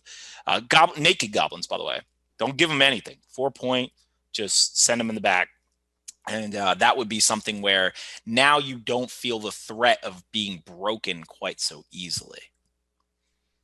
Okay, so first off, going to bring up the glaring issue I see with your guys' advice here, and that's remember, to take the Spider Queen, you are required to take Durbers. So you're going to have to you're going to have to drop probably the Dweller in the Dark, I'd say, in order to fit Durbers in. Still, No, the Spider don't do Queen that. is the Spider Queen, yeah. Don't do It's tough. It's tough. Okay, because, yeah, I appreciate Evan bringing that up. Actually, I wish you yeah, I spent would so long talking about Spider Queen. I would still argue though. I think in order to make this list better, you are going to have to do that anyways. Take Durbers, take the Spider Queen, but the problem is you are going to have to drastically revamp your entire list in order to make it more centered around this. Couldn't you drop? Hang on a second. How many points is Durbers? He's 70. He's 70. Yes, he's 70. So you drop the Moria Goblin Captain in the Dweller in the Dark You lose Warbane. March, but it doesn't You drop matter. drop one of the Bat Swarms, and so you change the Moria Goblin Captain to Durbers. Well, yeah, what you do, is you easy. Basically you combine the two Goblin Captains into Durbers. Yeah. And then drop a Bat Swarm, drop the Cave Troll, take the Spider Queen. Yep. And that's 3 points of might, and you don't need March anyway. Yeah. Yeah, that's right. And he's got heroic defense, which I think he has defense, right? Yep. I think he does. So, and strike. And would you guys still agree with having a few goblins in the back just to raise break limit, or you just would go all in? I would say so. I think I like the idea of the wargs, but I think there are way too many in there. I think maybe half that amount, because you don't want to enrage the wargs anyways. You're going to be enraging the spiders, and you have 11 of them, so you have plenty to spare. So I'd say drop some wargs, throw in some goblins just to run around in the back, grab some objectives, and then run away whenever somebody gets close to them. I mean, honestly, I'm not sure about the Dweller. I don't know how much that Dweller adds into the list, because you've already got so much hitting power with the Spider Queen and the Venomback spiders that you can enrage. I think he's adding hurls. Just another he's adding hurls, and he's fight 7. He's another fight 7 guy. He's a fight 7. I mean, I agree that the Dweller is not like, is he worth 75 points? It's arguable, but when you have two monsters that are shoring up, like getting rid of cavalry, which are a bane to spiders, I think that's what you could argue he's adding. I'm also just trying to keep the list as intact as possible, because he had two monsters in here. Yep. And I wanted to keep the two monsters in here. Or at least keep one of the two monsters. Yeah. And I feel like the Fell Wargs, he's less married to that idea. He has 11 of them, but I think he just happened to have 11 of them or something. But between the Cave Troll and the Dweller in the Dark, assuming you're going to keep one of these, the one I think you want to keep in this particular list is the Dweller, because he's faster and he's fight 7. Yeah. And he's 3 attacks. So yeah, basically, I think just capping everything out. Yeah, basically get Durberts in there, get the Spider Queen in there, remove the Troll, remove the Goblin Captains, take away some wargs, add in spiders, and then at least a healthy mix of goblins, probably about 6, which sounds like a lot, but remember they're 4 points each, and sprinkle them in, so that way, boom, your breakpoint raises, and now they got to kill more stuff on your front line. And then the only other thing, if we're going to sprinkle it in, is consider less Venombacks. That's 2 points apiece that you are dedicating to that. You can consider it. They still hit hard without it. It's just a consideration. So if you're like building out your list and you're like, I need 4 points. Well, you don't need all those Venombacks, but it's just an option. So, yeah. But on the other hand, don't change like 10 of the Venombacks to regular spiders. No, yeah, not 4 more goblins. That's not worth it. Yeah. No, certainly all those Venombacks are a threat in the list. It's a big threat. And honestly, here's one big reason you should get the Spider Queen in, even if we weren't just talking about probably one of the most potent models in the game for points. Ashrak making the Spider Queen invisible is disgusting. Oh God, yes. Literally cross through your opponent's lines. You can't do that to the Cave Troll or the Dweller. So this is another big reason to do that. You are maximizing Ashrak immensely by having those two next to each other. So. Yeah, I mean, almost to the point where you can if you have that arrow in your quiver, you almost can get away with less models because the other guy has to change his entire deployment to deal with that possibility. Yeah. He can't have a battle line anymore. He has to basically have this like cloud of figures around each of his heroes to make sure that they don't get, and that takes models away from the front line. Yeah, exactly. It turns him from fighting in a line that can overwhelm you to fighting in a cluster where you can like pick one side of the cluster and overwhelm it. Yeah. So especially when you start thinking about like your game even further, like, you channel it. The Spider Queen now has half fight value, or he halves the fight value of every hero he's in contact with. Well, now all their heroes are going to be like, oh my God. Like, and they're as soon as you call that heroic channel, they're going to start boxing up. You will change their entire movement strategy immediately in that turn because you still have heroic combats with the Spider Queen. So they can just put out a little bit of a wave, but you can heroic combat through. So any weaknesses at any point in their back, anywhere in them, I mean, you're going to stress them out. And that's always a good thing in this game. So, yeah. And just to tie a little bow on how ridiculously powerful the Spider Queen is, on average in this list, you're getting in turn 2, turn 3 if you deploy 24 inches back. And definitely turn 2 if you can deploy up in the front. And turn 1, you can just throw out the 3 broodlings and use them to block all of the archers. And then there goes your archery problem entirely. I mean, the broodlings are so absolutely ridiculous with how versatile and flexible they can be. So they just add another layer on top of this army with maneuverability. Which, by the way, I think is another reason why you want the Dweller in the Dark in this army as opposed to the Cave Troll, just because the Dweller in the Dark is defense 5. So, somebody with bows has to like think, do I shoot the Dweller in the Dark or do I shoot the Spider Queen or those other spiders? I think the answer is you shoot the spiders, but you're hoping they choose the Dweller. You're hoping they choose the Dweller, especially since the Dweller can get, as long as he doesn't die, can get those wounds back. Yeah. So.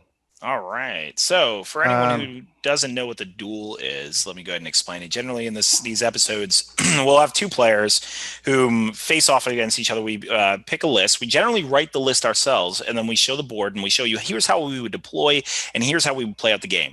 Then those who aren't actually doing this, which is the other 2 people on the podcast, will vote on who they think would have won that game based on the decisions that we made with the list that we had in the terrain that we're about to show you.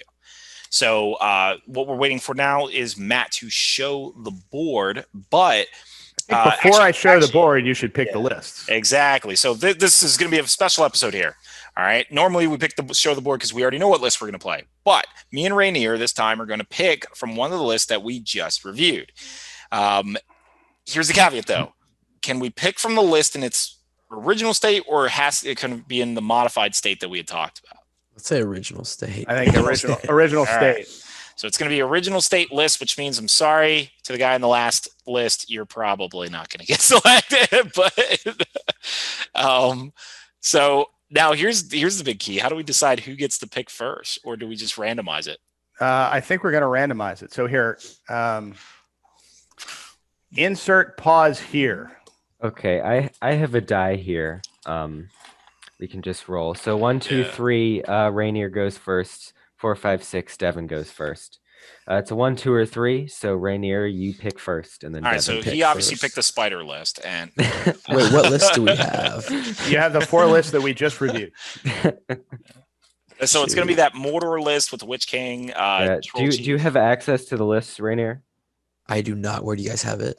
It's in Tim's feed.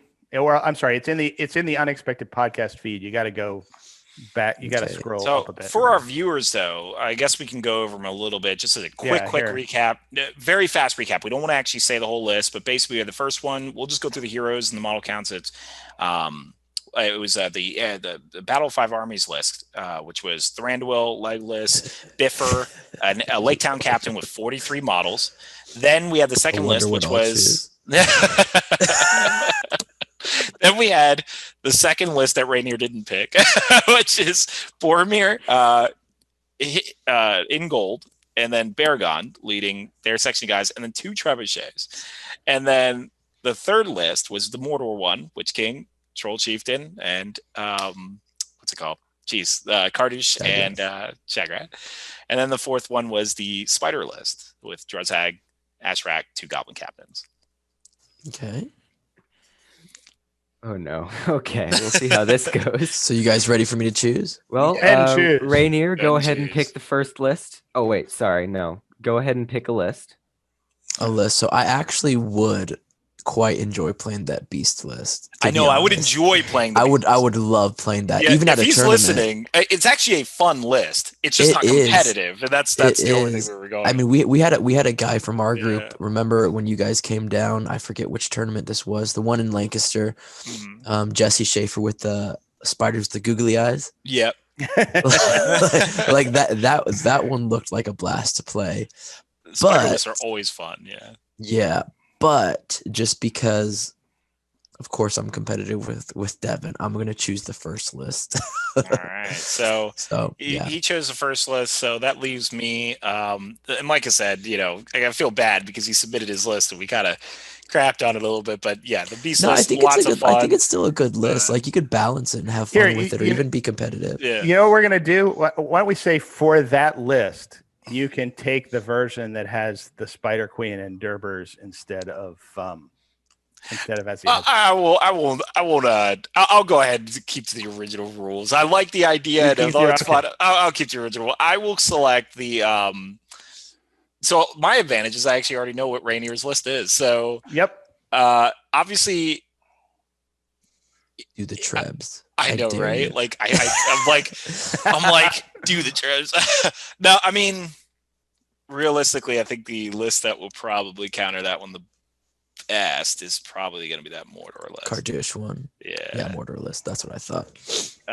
I love the idea of 2 if you had just 1 trebuchet and then didn't select the most useless Gondor hero in the game, I probably would have been all right. Oh, he's not the most useless Gondor hero in the game. You don't think so? No, I mean, Pippin is back there like, okay. You're right. Yeah. Excuse me. I totally forgot Pippin was even a Gondor hero. That's how bad that was. So, all right, yeah, I'm gonna go ahead. I'll choose Mordor. I see some merits to the Gondor list. I really honestly do. But I the randomness of 2 trebuchets. It's, but yeah. So we'll go ahead and do. I'll do the Mordor one. All right. So Devin's got the Mordor list, and Rainier has the Battle of 5 Armies list. Evan, why don't you roll dice to see which scenario we're going to do? So we'll use all 18 scenarios out of the match play guide. So Devin, Evan, why don't you roll a die and see which set of 6 we're going to use? Okay. Does anyone have access to the match play guide? I have the match play guide here on my iPad. Okay. So it's the second set. So it's number 8. Scenario number 8, which is Contest of Champions. No. Oh God. Oh, so this is gonna be interesting. So I picked Gondor, by the way. I don't know if you guys knew that. Scenario. Oh my God. So for this scenario, each side deploys on their own half of the board. However, the first player who deploys has to place his leader within 3 inches of the exact center of the board, and the rest of his warband within 6 inches of him. And then the other player does the same with his leader's warband. So this is the one where the leaders face off. And then the other warbands can be deployed anywhere on your half. However, you have to roll a die for each warband deployed. And if you roll a 1 through 3, the warbands have to be deployed up front within 12 inches of the center line. And as far as victory points go, you count how many kills your leader scores in combat. Kills by shooting, magical powers, or the hurl brutal power attack don't count.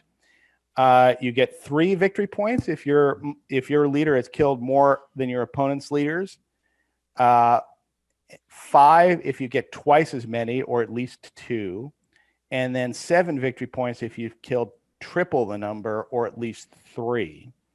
You get 1 victory point for causing a wound on the enemy leader, 3 victory points if you kill him, 1 victory point for breaking your opponent, and 2 victory points if you break your opponent and your force is not broken.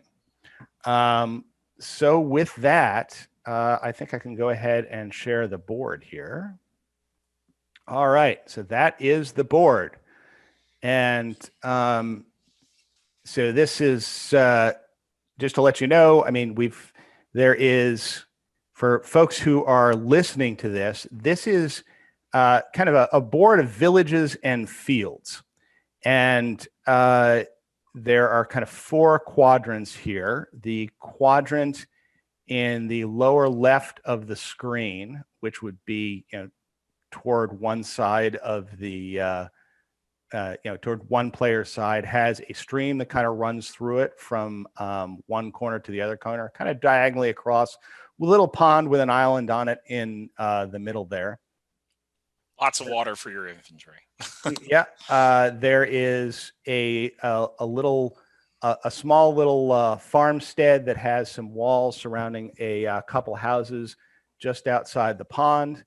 Then the next quadrant on the left, kind of the left further away from the camera, is kind of some open fields there with some small barns with them kind of near the edges, but it's mostly pretty open terrain.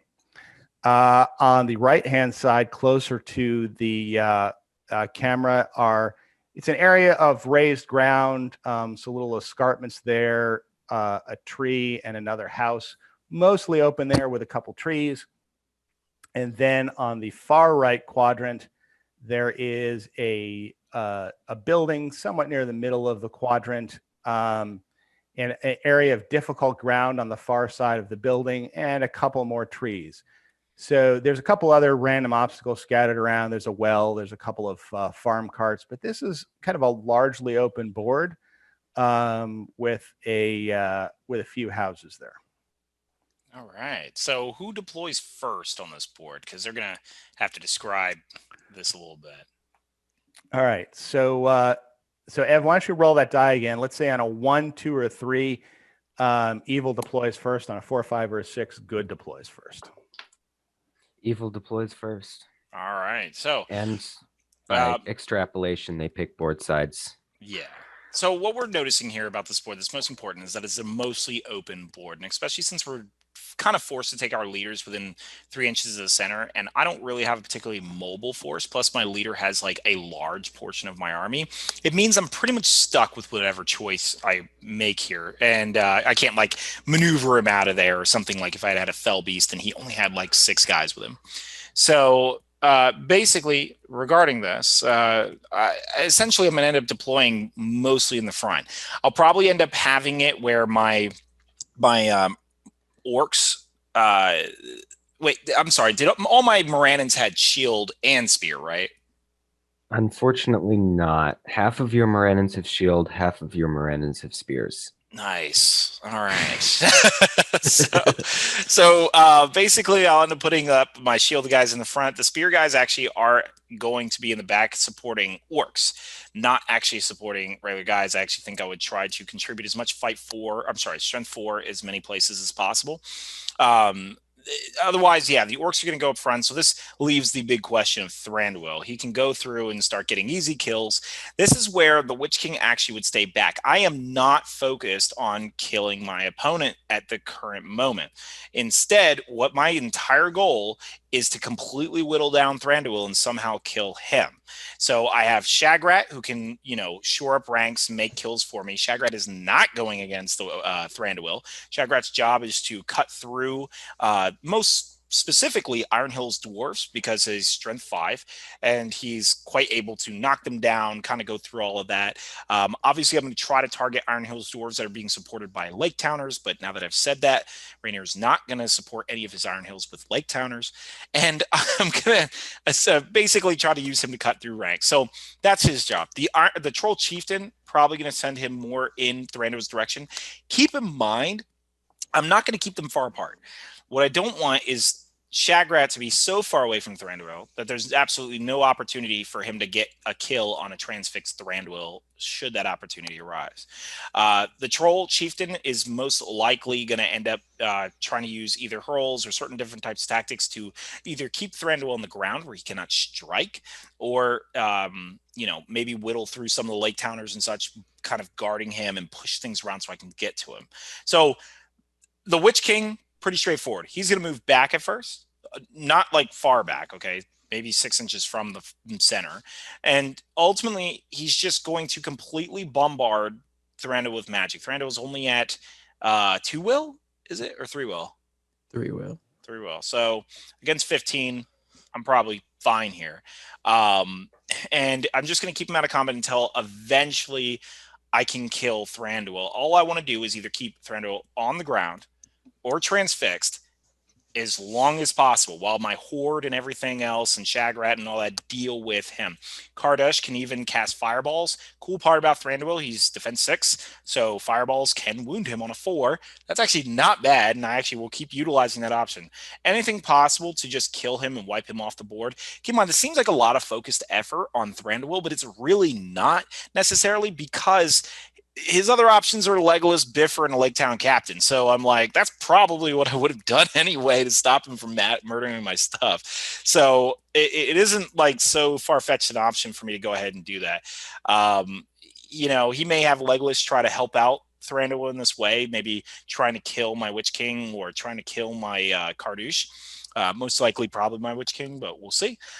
In that case, essentially that's where the Horde of Orcs comes in. And if I can do enough damage with Shagrat early on enough, he might need to refocus efforts and take Legolas toward Shagrat to stop him from just cutting through everything. Because after I've killed at least 6 Iron Hills dwarves or some elves or whatnot, he's going to start to feel a lot of pain. So that is pretty much the strategy. I think other than that, I had some Blackguard. Blackguard are going to be at Iron Hills killing duty if they get the opportunity. Most of the time, I'm not going to send my Morannons at Iron Hills if I can avoid it. So I had told you I had Spear Morannons. They're going to pretty much go behind the lines wherever elves are, wherever Lake Town Militia are, in order to crack through the defense 6. If there's defense 5, then I'm probably not going to worry about it so much. But I definitely don't want to keep those Spear Morannons in places where they're going against defense 7 Iron Hills dwarves. Other than that, I mean, I guess I have +1 courage and I reroll 1s to wound. So that's nice. My army bonus kicks into play. And that's pretty much the overall strategy. So go ahead, Rainier. What's the +1 army bonus that you get? Not +1. I get to reroll 1s when striking. Okay. Do you have to outnumber me, or is that I have to outnumber you, yeah. Okay. Because right off the bat, we're about the same. I think I might actually outnumber you. How many men did I have? I think the Mordor list is 44 and Rainier's list is 43. So, all right, that's not going to last long. I thought I had like 50 Let me poke something. through your shenanigans here. Okay, so right off the worrying. bat. That's fine. Yeah, Still, the plan is still in action. Okay, so let me try to poke some holes in your plan. So right off the bat, I think the scenario actually works good for you because there's going to be the pocket. I can't wound many models. That said, Shagrat can't do much because I'm going to have some elf spearmen in the back. I can put them wherever Shagrat is. I'm going to tie him on fight. He'll have to heroic strike to even win the fight. That combined, but you know, that combined with a whole bunch of my Iron Hill dwarves, I can bunch my Iron Hill dwarves together, and it would give me defense 8. So Shagrat would still need 6s to wound them. I like my chances straight up fighting actually because of my fight 5 and strength 4 sprinkled within. I think. Yeah, your cave troll is going to do something. Your magic's going to do some things as well, but the strength 4 is going to cut through a lot faster. And I mean, my whole army is either fight 4 or fight 5 around, and I can distribute that. Legolas, I'm not going to throw Legolas in. I'm going to dehorse the Witch King as soon as possible. So like when you have him back, he's going to stay back, and it's going to be near impossible, or at least I'll try for it to be near impossible for him to get a kill in the game. If you bring him a little closer, that gives him the vulnerability for Thranduil to come after him. What does a Circlet of King do also? Nature's Wrath and Terror. Okay, so Or Nature's Wrath on the Dismay. 6th. Or of dismay rather than terror. It's not terror. Sorry, I have dismay. I mean, So everybody causes terror within 6 inches, and it's an exhaustion spell. Okay, so as long as you that have a right. point of will remaining. Which, if you stop resisting and you start hanging out in the back, then I guess I'll use the sap wills. So Now I could do that and Nature's Wrath. you can do Yes, one both. Nature's Wrath a game. Yeah. Okay, yeah. So that right off the bat is huge, actually. So you could sap my will, and if you sap my will, that would give me one chance to throw him into combat and get 2 or 3 kills right off the bat. And then the Witch King is actually going to have to kill Thranduil. You can kill Thranduil, but it's the Witch King that has to kill him specifically No, to the Witch get. King does not have to kill Thranduil. It's for the It points. gets him. No. It gets him points, but he I'm not doesn't gonna have kill Thranduil to. with the Witch King. I No, don't care but about for victory points, if we're gonna play the thing, it just seems for me Thranduil needs 1 or 2 kills, and then I can hold them back. And even if you kill Thranduil a different way, just to be clear, so I mentioned with the Witch King, his only job is just to transfix Thranduil, or sap his will if I need to get rid of this terror bubble. But I only sap your will if you've already moved and he's not in combat. As far as that, the Troll Chieftain hurls into him and drops him to the ground. So either transfix or hurl into him, drop him to the ground. That's the 2 gold. The Witch King is not going after Thranduil physically.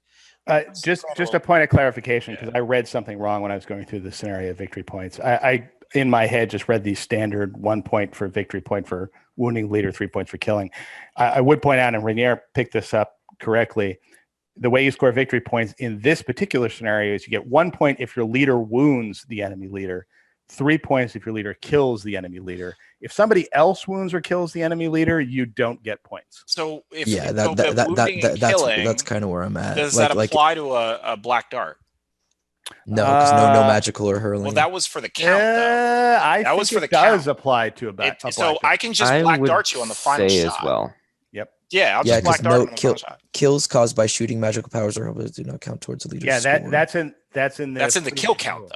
So because that specifically is under the kill count section. So the way this is written, you can get the wounding leader or killing leader points through magic.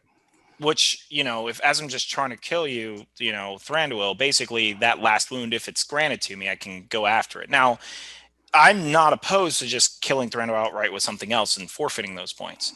As long as Thranduil has not killed something.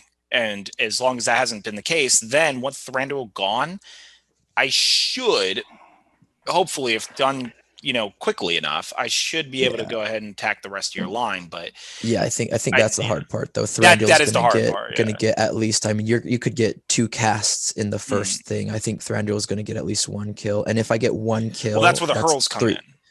I mean, that the guy's got such a big base, and I can position in a way to where, I mean, the old hurl maybe. The newer hurl, you have to actually align the model directly in the hurl direction. So in that aspect, I think I can block that off in deployment, unless you throw basically your cave troll your chieftain at Thranduil, which I don't know if you would do. Can I target my own models with a fireball? No. No, but I like my chances. Even back to our conversation we had in the beginning when we were reviewing this, I don't mind dehorsing Thranduil either for this because then I get 4 attacks. Oh, well, I'm not dehorsing him. I'm putting him prone. That's what I yeah. But in short, I like my odds. We basically have the same amount of models. You're talking about all the magic threat to me. I also have Legolas, who can be a threat to the Witch King or Kardouche. So I'm going to be hitting them using my might to dehorse and also go for the wound also. So, I mean, if I get a lucky wound and you roll bad on the fate rolls, he has the potential to die or burn through all of his might, which is a big deal.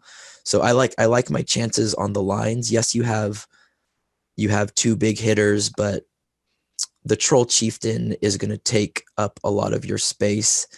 And the hurl, I don't see too much of a problem because, as you guys can see, the bottleneck of this board, I can deploy to where you have to position in a way that I'm going to negate to actually knock down Thranduil. On top of that, Biffer, we're not even talking about Biffer. Biffer's still going to get a couple kills along with all the Iron Hill dwarves. I also going back to Shagrat. Shagrat's not going to cut through my my army too much like butter. I feel he's gonna get kills, but my elves tie his fight. If I position correct, you need to roll 6s to wound the Iron Hill dwarves. And again, the Iron Hill dwarves are outputting strength 4 hits. Isn't Shagrat fight defense or strength 5? Yeah, let's see. 5 against 8 would still need, or would that be Well, 5s? you're probably not going to get your shield wall. I would assume, True. because you don't have with 2 no ranks of spears. Iron Hill You're not dwarves. going to get it. No, you'll be pushed Yeah. back. And then Yeah, but in short, I like my odds. I mean, even Thranduil's. I know you talked about your tools, but me talking, just looking at this list about my tools too. Like my army overall is gonna outmatch your army. Tie your heroes outside of the Troll Chieftain. The Circlet of King is beast mode in the beginning. Heck, your chieftain might fail to charge my battle line. All your troops might fail to charge my battle line, and me with high courage elves, like I'm gonna basically decide where you can hurl and where you can't. Yeah, I just like that. I can even do Nature's Wrath, and you're gonna be on the defense. So, but yeah, I don't know. I mean, I like your army. I like how close it is, but and I could see a danger in it. But actually, looking at how they're gonna play out, I just think I might have the upper hand a little bit. So make one. Oh. So I need to know, in order to help decide this, I need to know kind of how deployment goes with a little more specific. So Yeah. what I'd like to do is I'd like to take the two of you through your deployment so I have a sense of how this is going to look. So Devin, you have to deploy the Witch King's Warband first. Describe to me how you're going to deploy it. So Witch King 3 inches back from the center line, then so the orcs in front of him will be actually on the center line in order to obviously make that block. I'll probably go out as far as maybe like 3 inches one way, 3 inches the other way as of right now, only to keep, because for those who can not see it, there's a building on the other side, on the right-hand side, but it's far enough back where if I need to put the Troll Chieftain there, I can. But I would be aware that, Rainier could try to bottleneck him. But I would want, if possible, my Troll Chieftain to be completely on his flank. So I would leave that open, right? So 3 inches, 3 inches.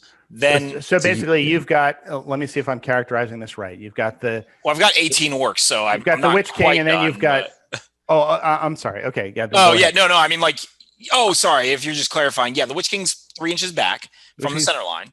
And then on the center line, I have 3 orcs to the left, 3 orcs to the right, making that flank. And then putting the rest of the orcs, kind of filling up that left-hand side just up to the building. The reason behind that is because the Troll Chieftain can go like way off to the left on the other side of that building on my left-hand side.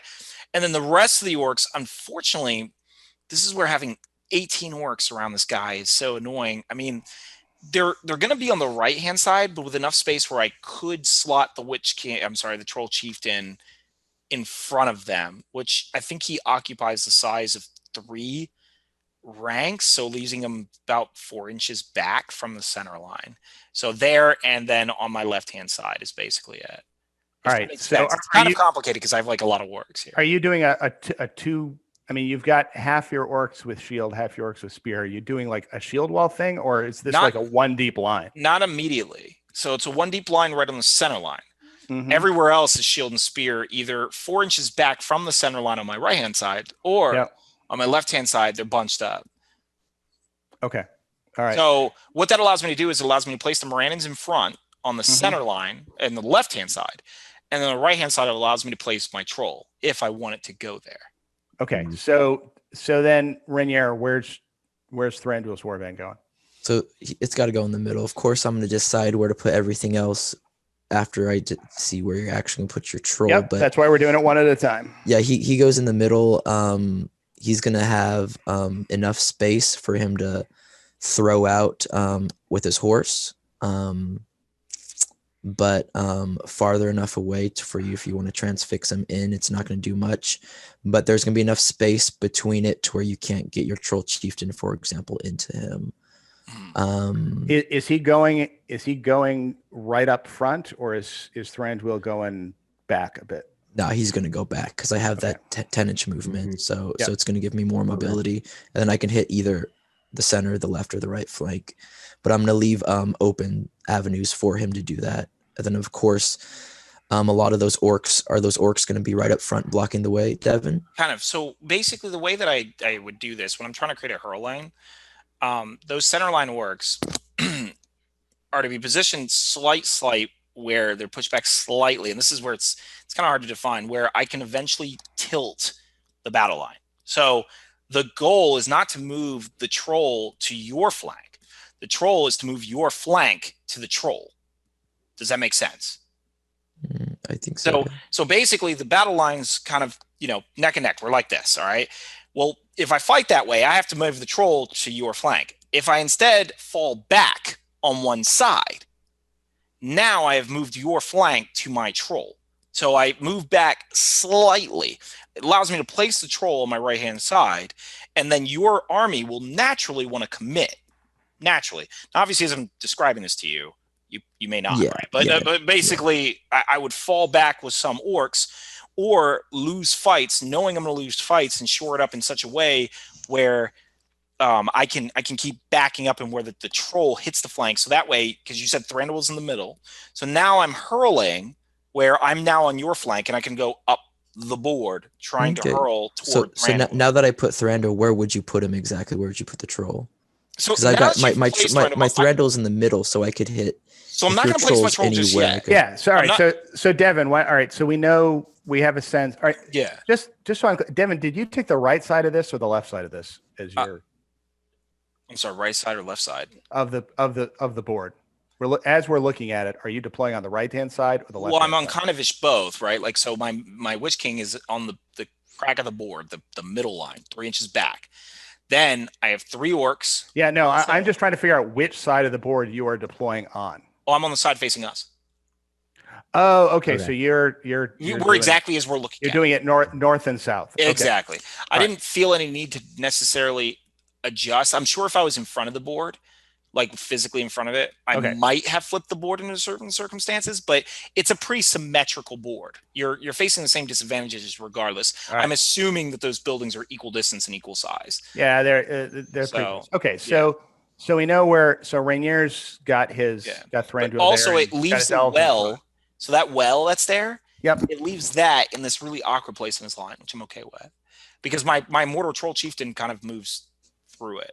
Like he doesn't care. And that's assuming I would have pushed forward anyway. So Devin, what's your second warband? Second warband is going to be Shagrat on the left-hand side. Sorry, left-hand side. Basically, he's going to put the Morannons in front of those orcs that were a little bit further back. And then I'm going to have Morannons kind of with him, but there's clearly going to be open slots available to where all I have is Kardash left, isn't it? Okay. I would actually have to put Shagrat. Well, that's annoying. His warband structure, the warband structure of this list is screwing with me. So, yeah, I would have to line up Shagrat with his Morannons, but the Morannons would have spears. So the spears would be... Ooh, that's ugly. That's really gross. Sorry, there are variables I'm seeing in my head that I am not describing on the board, because what happens is if I put Shagrat on the left-hand side and throw the spears behind him, I have very few orcs left with Kardash's warband to put them in front of my Morannons, which means that now I have Kardash committed to the left-hand side instead of the center where I actually want him, because then Thranduil can shift right and then avoid the 6-inch blasts of Kardash. Plus, I leave a very open flank. So that's annoying. I have plenty of orcs to shore up the flank, but because they all had to deploy within 6 inches of the Witch King, they're all bunched up in the center and blocked by a building. So I'm in this really ugly spot where I have to practically abandon the left flank. Well, anyway, you've placed. Yeah, I mean, I'm gonna place him on the left-hand side and leave Shagrat exposed. Okay. So Shagrat will be exposed on the left-hand side. He'll have spear and shield Morannon. He'll be that's it. 6 spear, 6 shield on that left side is kind of hugging the center line, and it's just gonna be him by himself. And that's how. All right. So Rainier, your next warband. Okay, I think I'm a little confused about the board, but I'm basically gonna do what the list was made for, and I'm gonna deploy Biffers warband next. What is Bifford's stats? His fight and his 5'4", strength 4, defense 7, 8, 8. Okay. Champions of Erebor. Yep. how many attacks? 2. 2. Heroic strike. Yes. Okay, so I'm gonna deploy his warband. Put the Iron Hill dwarves with shields in front of the elves. Kind of have that kind of what it was meant for. Those two warbands complementing each other. I'm gonna have Biffer. Remember, your elves really don't have glaives. You don't have many spears at all. But I have enough to choose. But I'm gonna, of course, put my spears in the back, whether it's Iron Hills or Elven glaives. And yeah, I'll have Biffer close enough to Thranduil, to where Thranduil can like pop out of the pocket. I'm gonna have avenues open for that with his horse space, so he can pop out of the pocket to defend him or whatever. But yeah, I'm just gonna deploy that next to them, like within them. I mean, that's Ardash will go with the Witch King kind of in the back. As far as I remember, he didn't have much with him, so he'll just be kind of in the back there. With, I mean, it's gross, but he's got some orcs and he's got some. They're just gonna have to fit. Like I'm gonna look real bunched up and stupid in the center there. Yeah. Do you have room for your? I still have room for the Troll Chieftain on the right side. Yeah, actually, you know what? I think God, it's gross. Yeah, I'll have to keep like a pocket where you see that. I don't know what it is, but it looks like a little red thing in the kind of where the mouse is. But, yeah, it's a banner. Okay, I got you. Yeah, I'm gonna leave it there, but with enough room where the Troll Chieftain. So that's the Troll Chieftain. So you've left a space for the Troll Chieftain. I've left a space for the Troll Chieftain. It'll be obvious at this point to Rainier where he is going. Okay, so Rainier. Okay, then I'll do Legolas. Legolas kind of on the backside.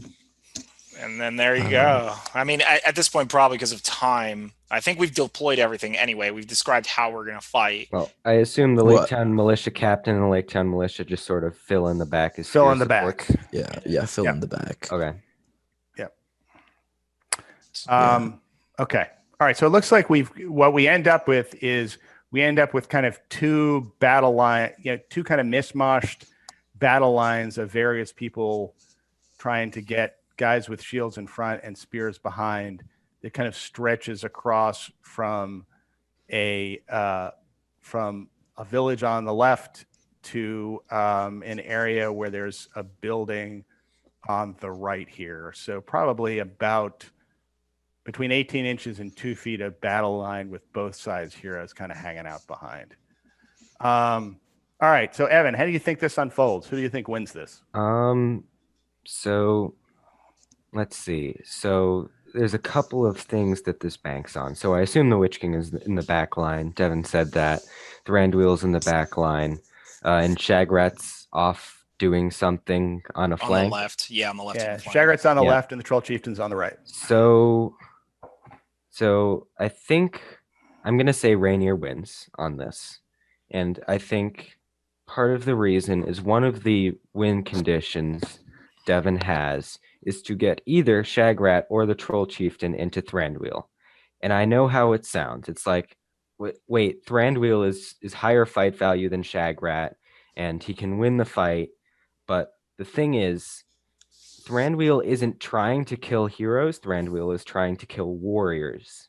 And Shagrat is defense 7. And as we said earlier, Thranduil does not have the Elk. So he is going to take, I assume, several might points because Shagrat's going to be shielding and striking. And can I add something real quick? I'm so sorry. No, go ahead. The last stand special rule too. If your leader kills a hero or a multi-wound model, they also get a point of might. So I wouldn't be afraid to burn through my might to gain it. Yeah, sorry. 100%. However, especially if Shagrat manages to charge Thranduil, even if Thranduil burns through his might points, 4 attacks if he's on foot, which I assume he's going to dismount and then slide in. Shagrat will wall him for a couple of turns, and what that allows the Witch King to do is it allows him to burn through Thranduil's will points and stop him. But I think with Kardash. Yes, the thing that makes Rainier win this game, and that's why I sort of gave an exclamation when Rainier said Thranduil is going to deploy, in the back behind the lines, because this allows Thranduil to avoid Shagrat. It allows Thranduil to avoid the Troll Chieftain, get in on the troops, and just call some heroic combats, kill 4 models turn 1, and then kill as many as he can turn 2. And then the Witch King can't come back from that. So now what Devin is relying on is he's going to throw a bunch of dice on a Transfix turn 1 just to try and stop Thranduil from getting these early kills. Legolas is obviously going to shoot at the horse from the Witch King, and therefore a 1-attack Witch King on foot is only going to be getting 1 or 2 kills max in the game. And I think I would have probably voted to Devin if the Witch King had the Morgul Crown, but he does not have the Morgul Crown. And also, I mean, it doesn't help that they are equal numbers. Rainier has elves and dwarves, and Devin has orcs. And the elves and dwarves are just gonna smush. They're just gonna kill all of them, all of the orcs. I heard we were same numbers. I'm like, well, that's an uphill battle. Yeah, I mean, I think I have the same thing. I think that's the right strategy. Is that Thranduil is in the back. He resists spells for long enough to get 3 or 4 kills, and then I think it just doesn't matter at that point, because I think what Thranduil does is Thranduil just gets as far away from the Troll Chieftain as he can, and the Troll Chieftain's over on one flank, so I think he goes to the other. I think Thranduil, as long as he's not transfixed, has a decent chance of actually taking Shagrat out, because he still knocks him over if he wins the fight, and he's still a higher fight value. Well, remember, because he deployed in the back, Rainier's going to have to figure out a way to slide the horse. A way to get him in. I mean, yeah. I think this is one where he may want to call a heroic move on the first turn if he doesn't win priority for 2 reasons. Sure. I mean, first, to make sure that he gets Thranduil in where he wants him, and also to get well, I guess that, yeah. So I think he wants to call the heroic move to get Thranduil in where he wants him. Thranduil's got enough will, and maybe Thranduil also uncorks the. I think he uncorks the Aura of Dismay on turn 1/2, which forces Carduce to cast Fury. So that's one spell that. That's one spell that Thranduil's not going to face on one turn. He gets a couple of the kills. And then I think over the course of 2 or 3 turns, since the warbands or since the battle lines are right in each other's faces, I think the dwarves and the elves are going to tear through the orcs in fairly short order, so that once kind of Thranduil gets his kills, this game is going to end pretty quickly as the army kind of disappears around Shagrat and the Troll Chieftain. I guess that's how I see this coming out. But I'll make sure I kill Thranduil before I die. And you probably can. It's just that probably by that point Thranduil will have no. I'm just being silly. Yeah. I'm just being silly. I'm just like, I'll die. I'll lose the game, but I'll have killed Thranduil. Yeah, so yeah, it's not really like player on player. It's kind of like, well, let's see which list is the best. Yeah, I mean, but the sad fact is we already knew when reviewing, which was like when we're here, this is like shit. So Devin, I will point one thing out, which is, had I been in your position, I would have left a 60 millimeter hole right in the center of the board, like right in front of the Witch King. Can't. 60 millimeters is 3 base sizes. So when you move the Witch King within 3 inches of center, it's a little less, because remember they've FAQ'd it so that you don't have to have the Witch King entirely within 3 inches. Yeah, I would have done the same thing, to be honest. That's why I was waiting to see where you deployed. Yeah, the Troll Chieftain goes Troll Chieftain smack in the middle of the board. I don't want to burst you guys' bubbles, but this is a very obscure rule. If you cannot deploy within somebody else's control zone. Oh, so as soon as Rainier deploys, Yes. it's over. So what happens is Devin puts down his warband, and then Rainier goes, okay, I'm going to put my elves on the center line, and now your troll can't deploy there. Ooh, I like that. I would have to be like a little back, but yeah, basically that does. You can engineer it. I mean, even if you put the troll back like an inch and a bit off to the side, you can leave a space there so that he could run into that hole. All right.